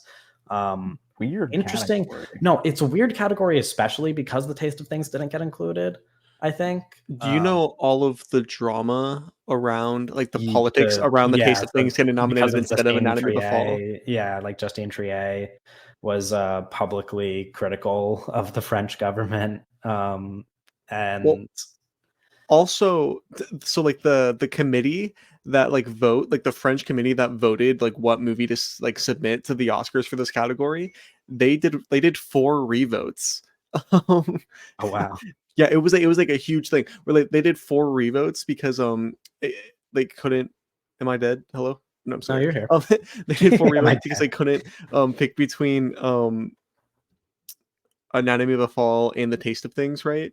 And then like on the final revote, when The Taste of Things won, one of the members of the committee asked to change their vote to Anatomy of a Fall afterwards and were denied. It's like a weird, like a whole weird situation. Yeah, that is really weird. And it's like, I mean, it's especially interesting because if they ended up picking Anatomy of a Fall, it would not just be nominated, it would have won this category. Well, would it have won? Well, that's what I'm saying. I mean, it's between 2 movies, and right, now it is going to the other of those 2 movies, which is The Zone of Interest. I think that's like, really interesting though. Like, what would have won this? Would it have been Anatomy of a Fall? But even then, like it'll give it a good fight for sure. Like the thing is, probably would say the Anatomy of a Fall would win. I feel like that's and even if it doesn't win, it wouldn't be excluded the way that The Taste of Things was. Like, it obviously would have been a nominee, no matter what. But it is just like a little bit weird that The Taste of Things was not, because it's still, according to everybody who has seen it, an amazing movie and like definitely should have been in here. We don't get to watch that movie until like next month. We haven't seen it yet. I heard literally nothing about The Teacher's Lounge, the German movie, but it was like, I believe it was like 9th or 10th in the odds for this category, so like really snuck in there somehow over a number of movies. Including The Taste of Things. And then like Fallen Leaves was talked about quite a lot and didn't get nominated. I don't know. It's just really weird. Like, obviously, like, we didn't love Society of the Snow and probably don't think it should be here, but it was like a front runner for this category after The Zone of Interest. And like, what if Society of the Snow wins? It won't, but I don't know. A lot of people will be watching it because it's on Netflix. So you never know, but I don't think it will win. Don't say something like that, Owen. I don't know. It's just interesting. I don't know. Yeah, Fallen Leaves and Taste of Things being left out is strange. It is weird. Speaking of things that got left out as well, I guess. Animated feature, we have The Boy and the Heron, Elemental, Nimona, Robot Dreams, and Across the Spider-Verse. The notable movies left out here are Teenage Mutant Ninja Turtles, Mutant Mayhem, and Suzume. And Wish. Both, sure, but no. Like, sure, like, yes, it had a chance, but we haven't seen it, nor do we. We don't fuck with Wish. Like, at least those other movies are, I don't know. It's just like crazy that Elemental still had to be included, which I haven't watched. I'm gonna watch soon. You're gonna watch Elemental? Yeah, I will. Yeah, I'm interested. I'll watch it. I probably won't like it that much, but I don't know. I knew Suzume didn't really have a chance, but I, for the longest time, kind of just assumed that Teenage Mutant Ninja Turtles would definitely be here. That a little bit surprising. Ninja Turtles should be there. Yeah, I mean, it's it's a 2-movie race, and at this point feels almost like a 1-movie race, but still, like, that should have been a nominee. Shit. Fuck Phil Lord. Yeah, fair That enough. guy's Like we worst. think The Boy and the Heron's gonna win. The Boy and the Heron got snubbed in some other categories, but we'll get there. Actually, we could get there right now. That's the next one I have on my list. We have original score, which is American Fiction, Indiana Jones and the Dial of Destiny, Killers of the Flower Moon, Oppenheimer, and Poor Things. The notable snubs here are, The Boy and the Heron, like I just said, Across the Spider-Verse, and The Zone of Interest. All What could a have been trio! The included. Boy and the Heron, Across the Spider-Verse, and Zone of Interest. Right. That triple But they really feature. all could have been included instead of Indiana Jones and the Dial of Destiny. That's a legacy. No, yeah, I mean it is like the most like obvious kind of egregious legacy nomination. Like I think it might there's a few others that we will I think two more nominees that we will get to later, but I think you can argue that this is the worst nomination out of the entire Oscars, is this movie getting a Best Original Score nomination over something like The Boy and the Heron or The Zone of Interest. it's like we get it. Like John Williams is like, he's the GOAT Yeah, or whatever. I don't believe that.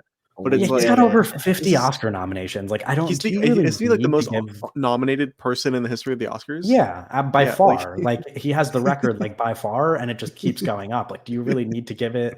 Isn't he like 100 years old? How old? No, he's like 96, I think. He doesn't even know he's nominated. Do you even remember the Indiana Jones and the Dial of Destiny score? No, I don't remember anything about that movie. The only thing I remember is Antonio Banderas showing up for 2 minutes and dying. I don't remember the music. I remember that's what I'm saying. Like going back in time. Yo, how do you? That movie sucks. Yeah, leave out the Boy and the Heron in this category. I mean, I just don't. The Boy and the Heron, yeah. What are we doing giving score? No, the Zone of Interest. The Zone of Interest. I agree should be nominated, but it had less of a chance. I just feel like The Boy and the Heron should be like a contender to win this category. Like, I'm just like shocked that it's not nominated. Yeah, I don't know, because like the way that the nominations work is like it's like the specific guilds do it. Like which is different. Not the guilds. It's like the wings of the Academy, because the guilds are like way bigger than the wings of the Academy. But yeah, it's just a weird omission. I don't know. Like, congrats to John Williams, I guess, but also like, does he really need to be nominated for an award that he's not going to win? Like, I don't. He's winning. What if he wins? What if he wins? He doesn't. I mean, there's no world in which Oppenheimer loses this award, and if it does lose it, it's not going to be to Indiana Jones and the Dial of Destiny.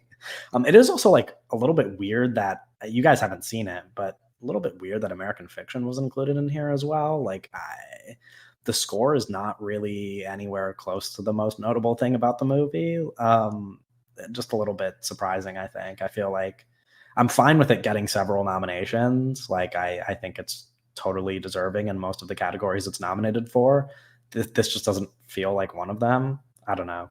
Just like a strange pick. I mean, you could replace that and Indiana Jones, and then we would have had The Boy and the Heron and Zone of Interest in here, and it would have been like the most perfect category. But that's not the case, of course. Best sound, we have The Creator, Maestro, Mission Impossible Dead Reckoning Part 1, which is no longer Part 1, but it's listed on the Oscars website as Part 1, Oppenheimer, and The Zone of Interest. Notable snubs, I think, are Ferrari, Killers of the Flower Moon, and The Killer. I think The Killer is the biggest snub. Yeah, it was also, out of those three, I think the least likely, which is a bit crazy. I think The Zone of Interest. I think The Zone of Interest is going to win like international feature, and then it's probably going to win here too, and that's going to be it. I think. I could see that happening. I could also see it just winning international. What wins here? What are you predicting wins here? Another one. Oppenheimer. Yeah. Like, it's like, we have to consider the possibility that Oppenheimer just wins every technical category. Oppen sweep. Yeah, I mean, it's Sweepenheimer. It's just better than fucking everything everywhere all at once. That is true. That is true. Sure. I mean, I think you guys probably won't agree with this, but I do think that if ultimately Oppenheimer wins Best Picture and like sweeps a bunch of awards, it will certainly be one of the most deserving wins that we've gotten in the category in a while. Like, I mean, other than we're talking about in recent Coda history, won Best Picture. Like, horrors in hell right now. Yeah. I don't know. Anyway, that's not the category we're talking about. Best sound, those, I don't know. The killer should be here. I Yeah. think the killer What really you should be take here. out Um, the creator, put in the killer. Sorry, Owen. yeah, no, I mean you Yeah, have to. no. You have to. I feel like that's I just didn't expect that shit to get a nomination. it didn't just get one nomination. The creator. We'll get back to it, but it got more than one. Anyway, let's talk about Shout writing. out the guys. Oh wait, you didn't mention this, but I think also a legitimate snub, and this isn't just me. Like I think that this is something that could have almost been nominated. Was Godzilla -1 in score. Sure, yeah. I think that was probably on like the outside, like right. It would have been cool if Godzilla -1 got like What 2 about or 3 Godzilla minus Killer? nominations. Like really, I mean, we'll get to the Godzilla -1 nomination later, but it would have been cool if it got like a few. That's so hacky of them. They're like Marvel. Shut up. Okay. It's like, We've got 2 this is writing us doing categories. politics, Let's start with adapted screenplay, which They is loved Werewolf by American Night. Fiction, Barbie, Oppenheimer, Poor Things, and The Zone of Interest. The very obvious notable snub here is Killers of the Flower Moon. I what don't the know fuck? how you leave that one out. I literally replace anything here. I mean, like Killers of the Flower Moon has to be here. So, Yeah. Don't talk replace about this. Oppenheimer, but We didn't talk about this in the Zone of Interest thing, but like it's adapted from a book. Oh yeah, well It's we didn't talk about it interesting. because it's none of us have read the book, obviously, but I read about the book. I have because the like book. a I didn't couple- start reading it yet, but I have it and plan on reading it. I think that the adaptation of it, and somebody could correct me, but I'm pretty sure that the adaptation part of the Zone of Interest is just like it is a Holocaust. It's about the Holocaust, and it's called the Zone of Interest.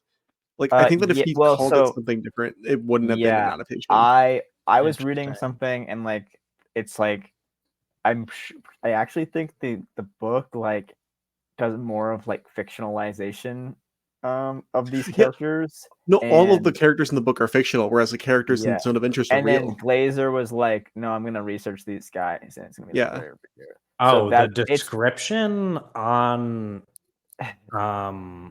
like the description of the book on Google does not sound like the plot of the movie. Yeah, No, which is it's interesting. totally like not because like it's like totally different characters. It's like a different setting. So It's so the very short description of the story on Google says that it tells the story of a Nazi officer who has become enamored with the camp commandant's wife, which is not the story that we get in the movie. Yeah, that would be some like fucking popcorn ass shit. Like Nazi bomb. Because in the Richard Brody review, he talks about the book and he's like, and I hate the book too. Him talking about the book is just him saying I hate it. No, I don't know. I just Killers of the Flower Moon needs to be in this category. I don't. Yeah. Listen, I'm gonna be honest. Killers of the Flower Moon should win this but, category. Maybe, yeah. Yes, I think it's certainly. But it's like a total recreation of the book. It's taking what the book's about and they totally rewriting it. Yeah, I mean it's very Paul impressive. Schitter said, "Fuck that shit." I think there's I don't know.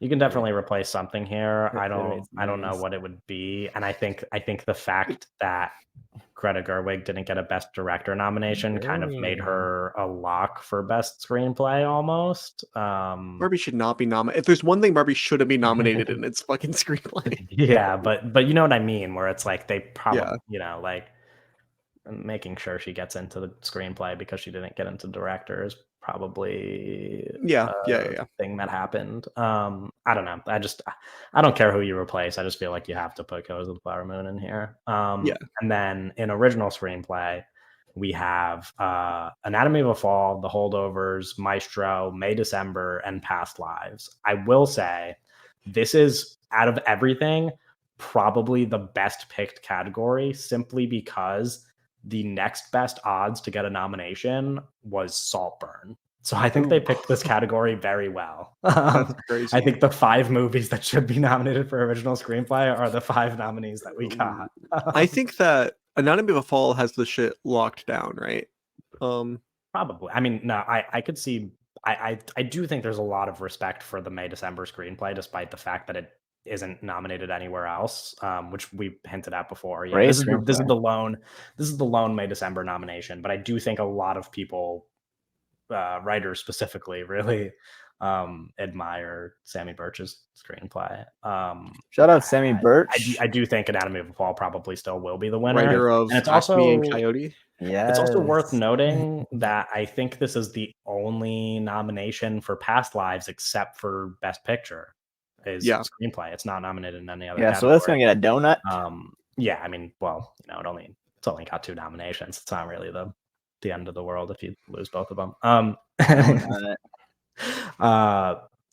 But next up is Best Picture. So let's talk about Best Picture. Let's talk about the big one.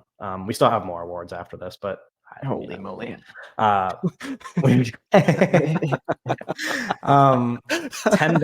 the 10 Best Picture nominees are American Fiction, Anatomy of a Fall, Barbie, The Holdovers, Killers of the Flower Moon, Maestro, Oppenheimer, Past Lives, Poor Things, and The Zone of Interest.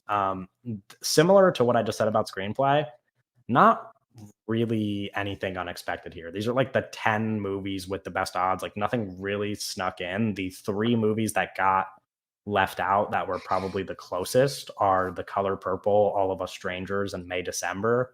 But I don't think I expected any of those to get nominated. So this is a pretty unsurprising Best Picture category.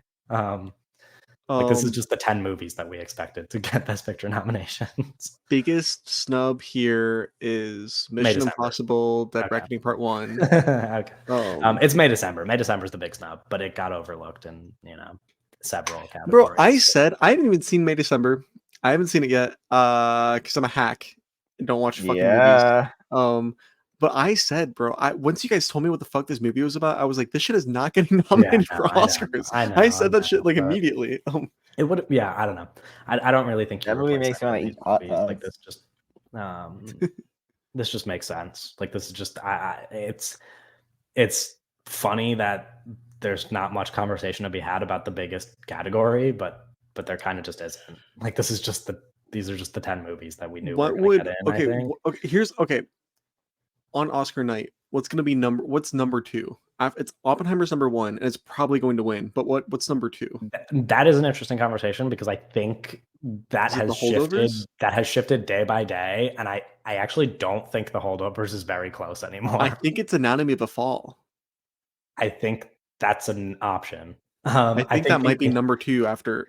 I think the only movies that are in conversation, kind of in my mind, are Anatomy of a Fall, Poor Things, and The Zone of Interest. The Zone of Interest? Best Picture? Yes. Yeah, wow. I don't think it will. No, I don't think it will. No, it's not going to win. No, Oppenheimer's going to win. Oppenheimer's going to win. I don't think it'll win. But even Killers of the Flower Moon, I'm just like, I don't feel strongly about that movie's chances at all. Like in an ideal world, I would, but I don't feel very strongly that there's. I think next year. So no, I think there's like a very strong chance that that Killers of the Flower Moon, outside of Best Actress, is maybe just a movie that wins no Oscars, which is crazy because it has 11 nominations. So also about that, the 3 of us we think Lily Gladstone's winning, right? She's not the favorite, but we think she's winning, right? Listen, we're gonna do predictions right before the Oscars. I don't know that race can get any closer, but it might by the time. Like we might just have to flip a coin and guess when we get to our predictions. Shit. I don't know. I'm gonna predict Lily Gladstone. I am. Like I'm confident that will be my prediction up until we actually lock in our predictions. But it's very possible that she loses. I don't know. It's fucking such balls. Yeah, it's worth considering that Killers of the Flower Moon might have 0 Oscars. That would suck balls.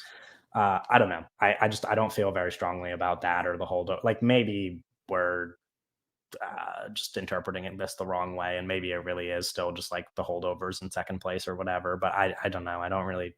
I don't know.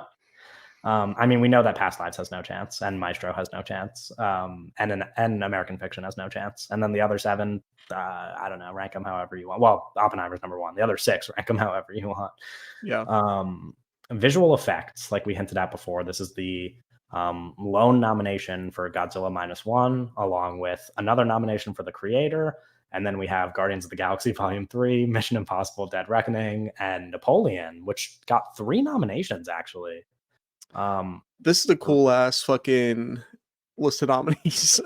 I mean, I don't know if I would use cool and Guardians of the Galaxy Volume 3 in the same sentence. Yeah, I but mean, yeah. other than that, but like, I think it would be cool if you replaced Guardians of the Galaxy Volume 3 with you're about to say what I think is the snub here, which is Poor Things. Oh, Poor Things. Okay.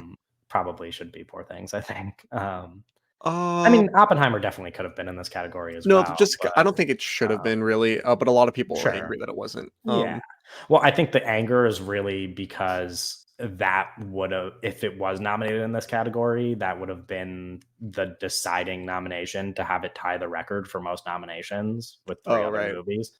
And because it didn't get visual effects, it only ended up with 13 nominations instead of the record of 14. What if the creator wins? I think the creator might win. It won't. It'd be winning. Okay, what would win? maybe. Win? I don't know. But don't you? But wouldn't it be such a cool like? I feel like there's when you guys didn't wake up in the morning and watch the nominations get announced, right? No. Oh, you think it's going to be Godzilla? I do feel like the reaction to Godzilla when they announced it, like people really are happy for this movie getting an Oscar nomination. Yeah. I feel like they can really get behind its one nomination and get it a win. And I think it would be one of the highlights of the night, seeing the Godzilla team accept this award. That would be really cool. I like that movie quite a bit. I love that movie. Yeah, I mean, it would be cool if it won. I think I'm very dubious about the conditions of which that film were made. Sure. But I don't know. You guys are happy, all right. But the only reason I said the creator is because like literally 100% of that movie's marketing was just being like, look at the visual effects of this. Yeah. Well, this is like a category that often gets given to like, not like the best movies compared to the other stuff. You know what I mean? Like in terms of like there's a lot of stuff that gets nominated in this category. The creator on DVD? Well, Owen likes the movie. I'm not saying it's a bad movie. On DVD? Sure. I'm just saying like this is a category that often has movies that aren't like Best Picture nominees or whatever, like the big hitters of the awards.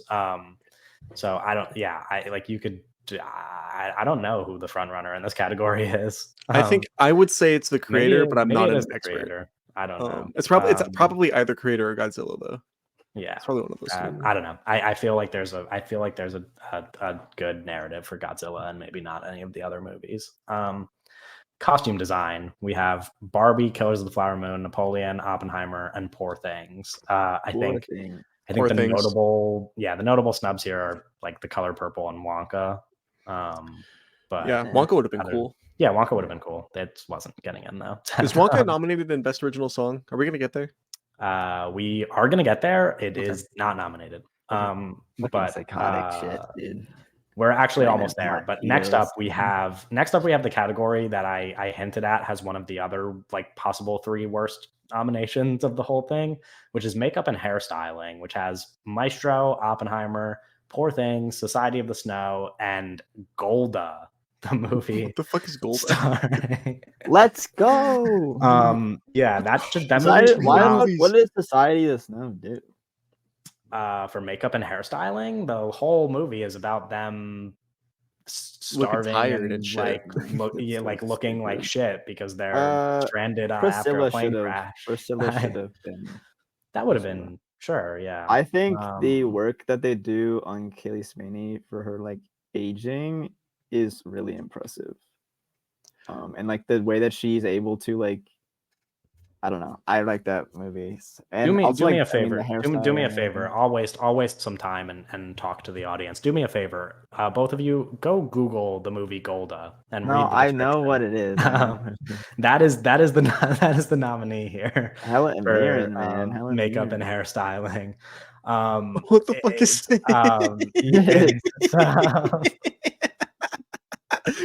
what is it's Helen Mirren's. She should have won Best Actress. That's crazy. Oh wait, though this makeup looks bad. What the fuck? Yeah, the makeup's not the only thing that's bad. It's not even that it looks bad or good. It's just there's a lot of it, and that's what this award's about. Yeah. Okay, I don't know what the front runner is, but Maestro should win.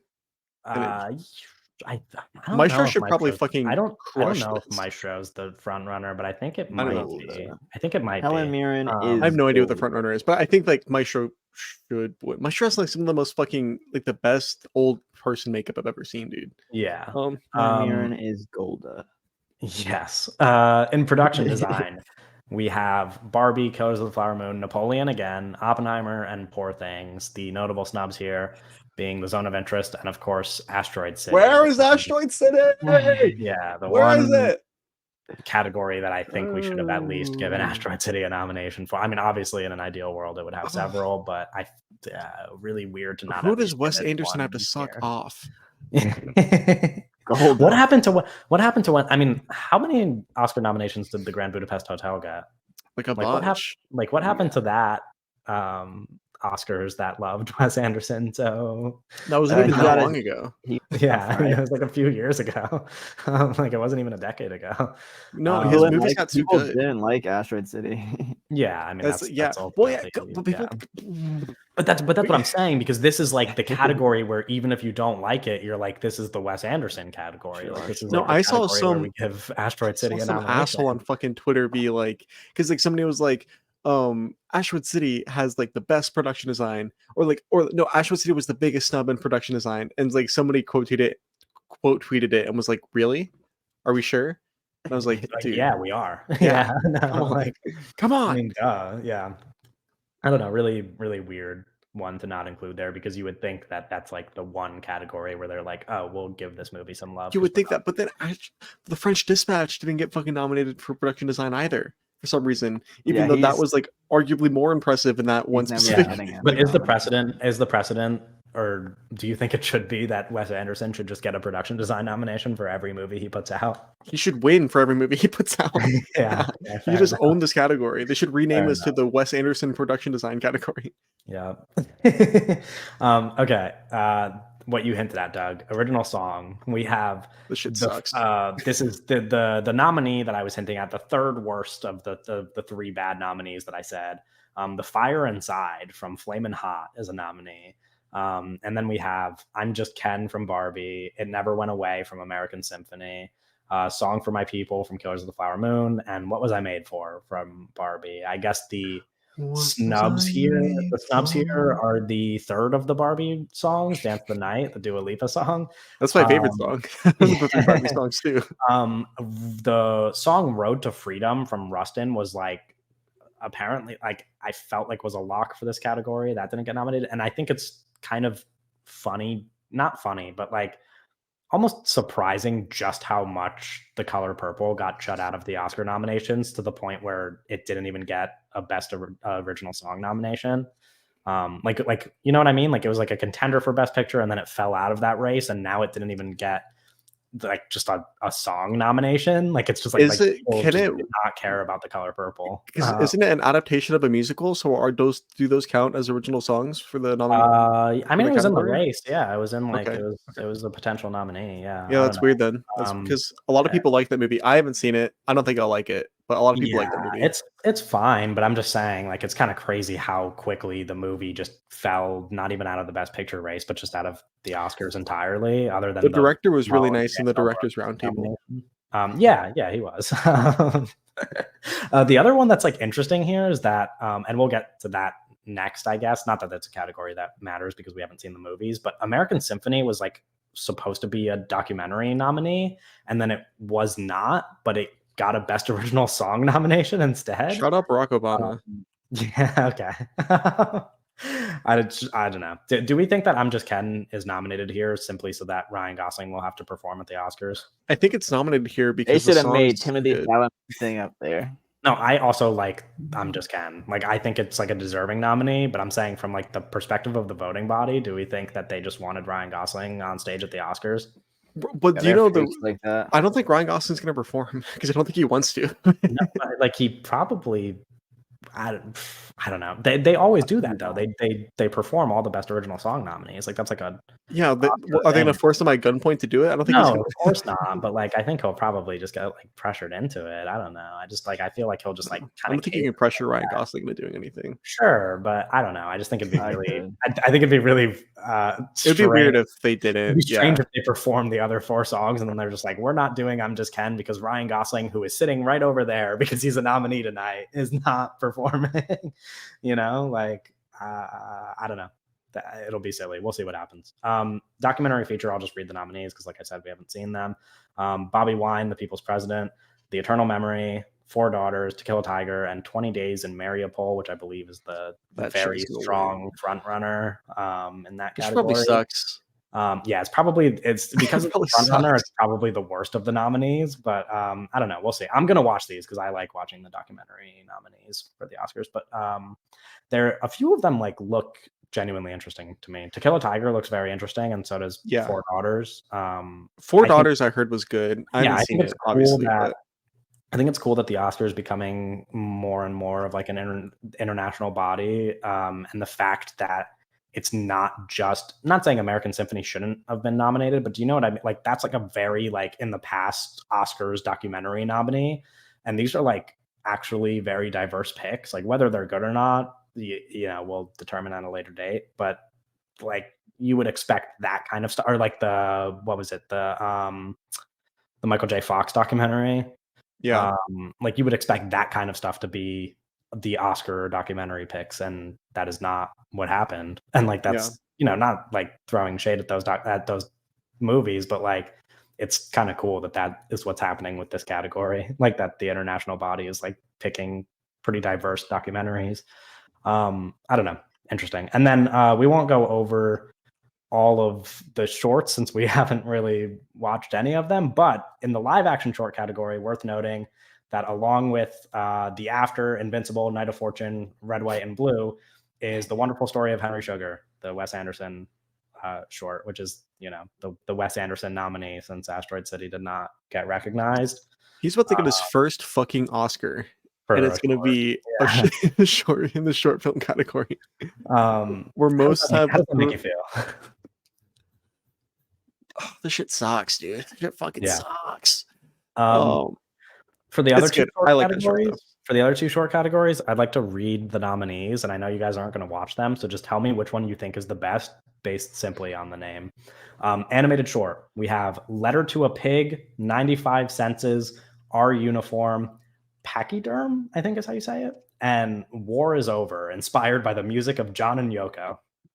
Not that one, hopefully. Are any of them stop motion? I don't know, but Letter to a Pig sounds like the most fun one for me, because there's a pig involved.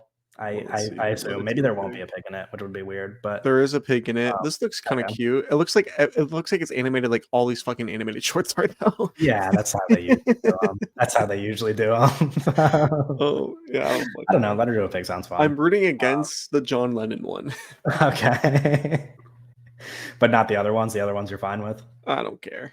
Yeah, fair enough. I don't know enough about him to root against. And then in documentary short, one of the nominees is the ABCs of book banning. Oh yeah. And then Barber of Little Rock, Island in Between, The Last Repair Shop, and Nine and Waipo, which I'm probably pronouncing terribly. But The Last Repair Shop looks like a genuinely really interesting documentary short. I looked it up and it kind of seems really good. I'd like to check it out. That is the last of the nominees. We can move on to some very small pieces of news. We can rattle them off because we did Oscar nominations, so we don't have to go deep into the news this week. But of course, usual reminders: like, comment, subscribe.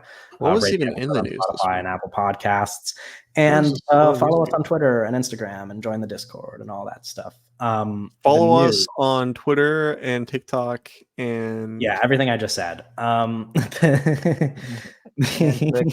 TikTok.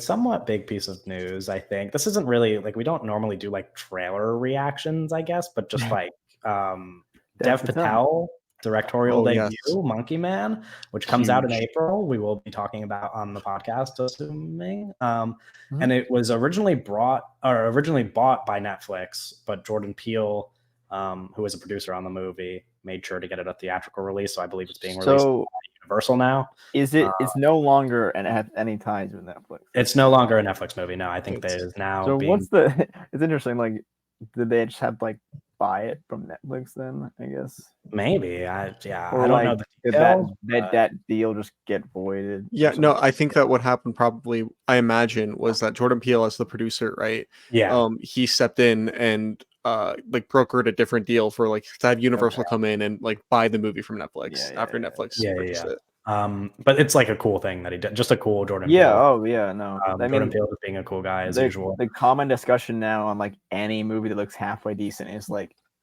they should be playing in theaters. Yeah, which is like awesome. Like this is like movie would. And this just movie looks fucking sick as fuck. Yeah, awesome. it's gonna be awesome. It's got the same stunt guys that the company that does all the John Wick stuff. John Wick, yeah. The David Leitch cool. And Dev Patel is no, I mean that's he's one of the guys. Chad Zaleski and David Leitch. They're like action. Dev Patel has a martial arts background. Like he's great. I don't know how we totally missed this when we were doing our like most anticipated of the year stuff, like through under the radar. I wasn't. I didn't know it was coming out this year either. I've known about this movie for a while, but I didn't know it was coming out now. Like I didn't even know it was shot. But like this is like the biggest surprise of the year. Dev Patel seems to be like, it seems like a layup for him to be an action star. So like, I mean, and it looks like from the trailer that he has a fucking eye for it. He's directing it and it looks fucking good. Like him directing himself it's gonna be cool. I'm so like I love Dev Patel so much. I've liked him for so long. Like I really want him to just like be in stuff all the time. I really hope that this is like, I don't know, launches him in some way to doing a lot more. Because it's kind of a shame that we don't get to see him in a lot more. It was cool to see him in the Wes Anderson stuff. But yeah, I don't know. Like he's just the fucking best. Next piece of news that you guys don't care about, but I'm actually curious because we didn't talk about it. New Jurassic World movie in the works with David Koepp returning to write the script, who wrote the original Jurassic Park script. Yeah, David Koepp is I like him as a writer. David Koepp, sorry. And he's like written a lot of other good stuff. Like he's worked on Sam Raimi's Spider-Man. He's like he is kind of good with the franchise stuff. I'm big fan of David. Movie. He also did Indiana Jones and the Dial of Destiny. Like he's made bad movies, but his film is like filmography, if you want to call it, is like very like he does a lot of work. Like he's done cool movies. I mean, he did War of the Worlds. He did. It just says new Jurassic World movie with a writer. That's all we know, or as far as I know, well, it's not a director attached. They said it's no, there's not a director attached. Emerald Fennell. No, God, no. It's her time. She wanted to do it. No, I know, but actually, I mean, if she's not writing the script. And she has no say. She's a bad director as well. That's the thing. Don't let's put her gaslight into thinking that she's a good director. No, I'm not saying that, but I'm just saying like that would be the ideal outcome if they were going to attach her to something like this. Is like, but she's too busy working on Ballerina. So that's true. Yeah. don't piss Doug off at the end of the episode. No, I don't know. Like I think this is like. I think it's cool to get a guy from the original Jurassic Park, because my hope is that he understands what made the movie work in the first place. Yeah, they should have got him. What makes that work and not what the other right? I don't know why they got him. Like he's like he does any gig. Like that dude's always working. Yeah, but the other like let's see Steven Soderbergh's Jurassic World. Yeah, that would be fucking awesome. The other inclusion in like this piece of news was that it's like like blah blah blah, like new era of Jurassic Park movies or whatever, which like Tom Holland. But like that could be good. Like if their plan is to just like put the Jurassic World stuff behind them. And getting the writer of the original. That's just not canon. Sure. Jurassic Universe. Jurassic Galaxy. Listen, like Jurassic Galaxy. It could suck. Like it could suck. Jurassic Planet. The Jurassic Planets. The Jurassic Dimension. Yes. We have to. King. Peter, distract King while we enter the Jurassic Dimension. I hope it goes backwards instead of forwards. Like, Dinosaurs? like instead of Instead of a park, 'cause you it's guys- the Jurassic. no, because that's Jurassic what I'm saying. house. Like, because you guys, Jurassic no, like City. you guys are saying, like, Jurassic Town. things bigger than the world. I'm like, I hope it goes just back to like the park or something like What if they that. just called it Jurassic Park. Jurassic Park? What if they just called it Jurassic Park? Remake. Wait, I'm they sure. should do a readaptation of the book, like it's a horror, like it's more horror. Oh, that would be cool. Yeah. Because it's a That's what I'm saying. Like, that's fine. because I'm like cool with Spielberg's that, just more but, like, you know, yeah, they could do like Spielberg, he made a perfect movie, but no, but I'm saying like his adaptation's different than like the Yeah, book. sure, There's sure. different ways you could do with. It's like Rob Zombie's Jurassic Park, you know, like, right, it's like, yeah. I don't know. I just hope it's that cool. shit would I be hope they get, crazy. I hope they get better. I hope they get somebody better than just like your regular like blockbuster. Yeah, nobody. get a guy better than the guy who did Society of Okay, or the guy or the guys who have worked on the other Jurassic World movies. Yeah, those chums. Piece of news that I think you guys are more excited for. Well, I don't know. Netflix is attached, but Ben Affleck and Matt Damon to reteam on new crime thriller Animals for Netflix. Affleck is directing and Matt Damon is starring in it. Hypnotic We don't 2. know anything. We don't know anything about the movie. Hypnotic 2. This is cool. This is cool. I like those guys. They're just Poor like Netflix is like the worst sentence ender of all time, but sure, but like these are just like dudes being dudes. Except guys like being making movies that make them a lot of money, and they're just like having fun. I want like you know how Kevin Costner's doing his like big epic thing? I want like the Ben Affleck, Matt Damon version of that. I don't know what it would be or what they would want to do, but like that might be really, Air. no, but I'm not even just Air, like a really like massive like blockbuster thing. Does Ben Affleck like stuff like that? I have no idea. Well, he's acted in stuff like that. Yeah, I don't know. If I just like I don't know. Like maybe, but like it's like the Last Duel seems sort of like similar. Like they wrote that. Oh yeah. Like it's like something like that, like but bigger, you know, like something where they wrote it and like they star in it. And, I mean, the Last Duel, bro, I forgot Ben Affleck fucking wrote the Last Duel. Yeah. Something like that. I mean, Damon and cool. Like if they could do something like that on like a Gladiator. There's another writer who I forget her name. Yeah, that'd be cool. Pedro Almodovar will make his first English language feature starring Julianne Moore and Tilda Swinton, titled "The Room Next Door." That's cool. This is cool news. Like I've seen Pedro Almodovar's 2 English language short films and half of one of his feature films. Half of damn, that's crazy. But he got like you couldn't get a better 2 leads for the movie than Tilda Swinton and Julianne Moore for like your first English language feature. Yeah, no, I'm interested to see what. Interested to see what he does with it because he doesn't really need to do this. You know, it's a whole career of Spanish language films. So like, I'm interested to see what he does. Yeah, that'll be interesting. Are you interested to see what Matthew Vaughn does with the Damien Chazelle written musical? No, as our next piece. I mean, I guess, yeah, sure. What's going on in the world right now? Why is this happening? What's going on? Why is Damien Chazelle writing a musical and not directing? Does he just not want to do another musical? I think that he got suicidal after Babylon. I think Babylon killed him. Maybe. Wait, do you have the other Matthew Vaughn news in this? I don't. Is there other Matthew Vaughn news? Well, he's also saying that he's gonna do a Kick-Ass reboot. Oh god. Which like it's like, why would you do it? You know, like he did Kick-Ass. No, that's what I'm saying. That's what I'm saying. He did Kick-Ass in 2010, and then he didn't make the second one. Now he's like, all right, Kick-Ass again. It's like, wouldn't you want like reclaiming it? He's reclaiming a new interpretation of his own movie. Is there a Kick-Ass pun for 2? Is there a way to fit 2 into? No, not really. Oh, he's already done. There's already a Kick-Ass 2. 2 is bad. It's really bad. Well, but you're saying, I never mind. I This is Kick-Ass reboot. About yeah, okay. Yeah, I don't know. That's weird. Kick-Ass is just like the movie only came out like Spider-Man. Also, the movie only not came very out good 14 years ago. But the cast is very special in the original Kick-Ass. You know, you have like fucking like Nick Cage and shit. Chloe Grace Moretz, Nick Cage, Mark Strong. Yeah, you're not gonna get a better cast for that. Like Christopher Mintz-Plasse. Yeah. I don't know. That's weird. But Matthew Vaughn doing it again is just funny. His filmography is funny too. I mean, it's just like X-Men First Class, 3 Kingsman movies, first Have either of you seen Argyle. No.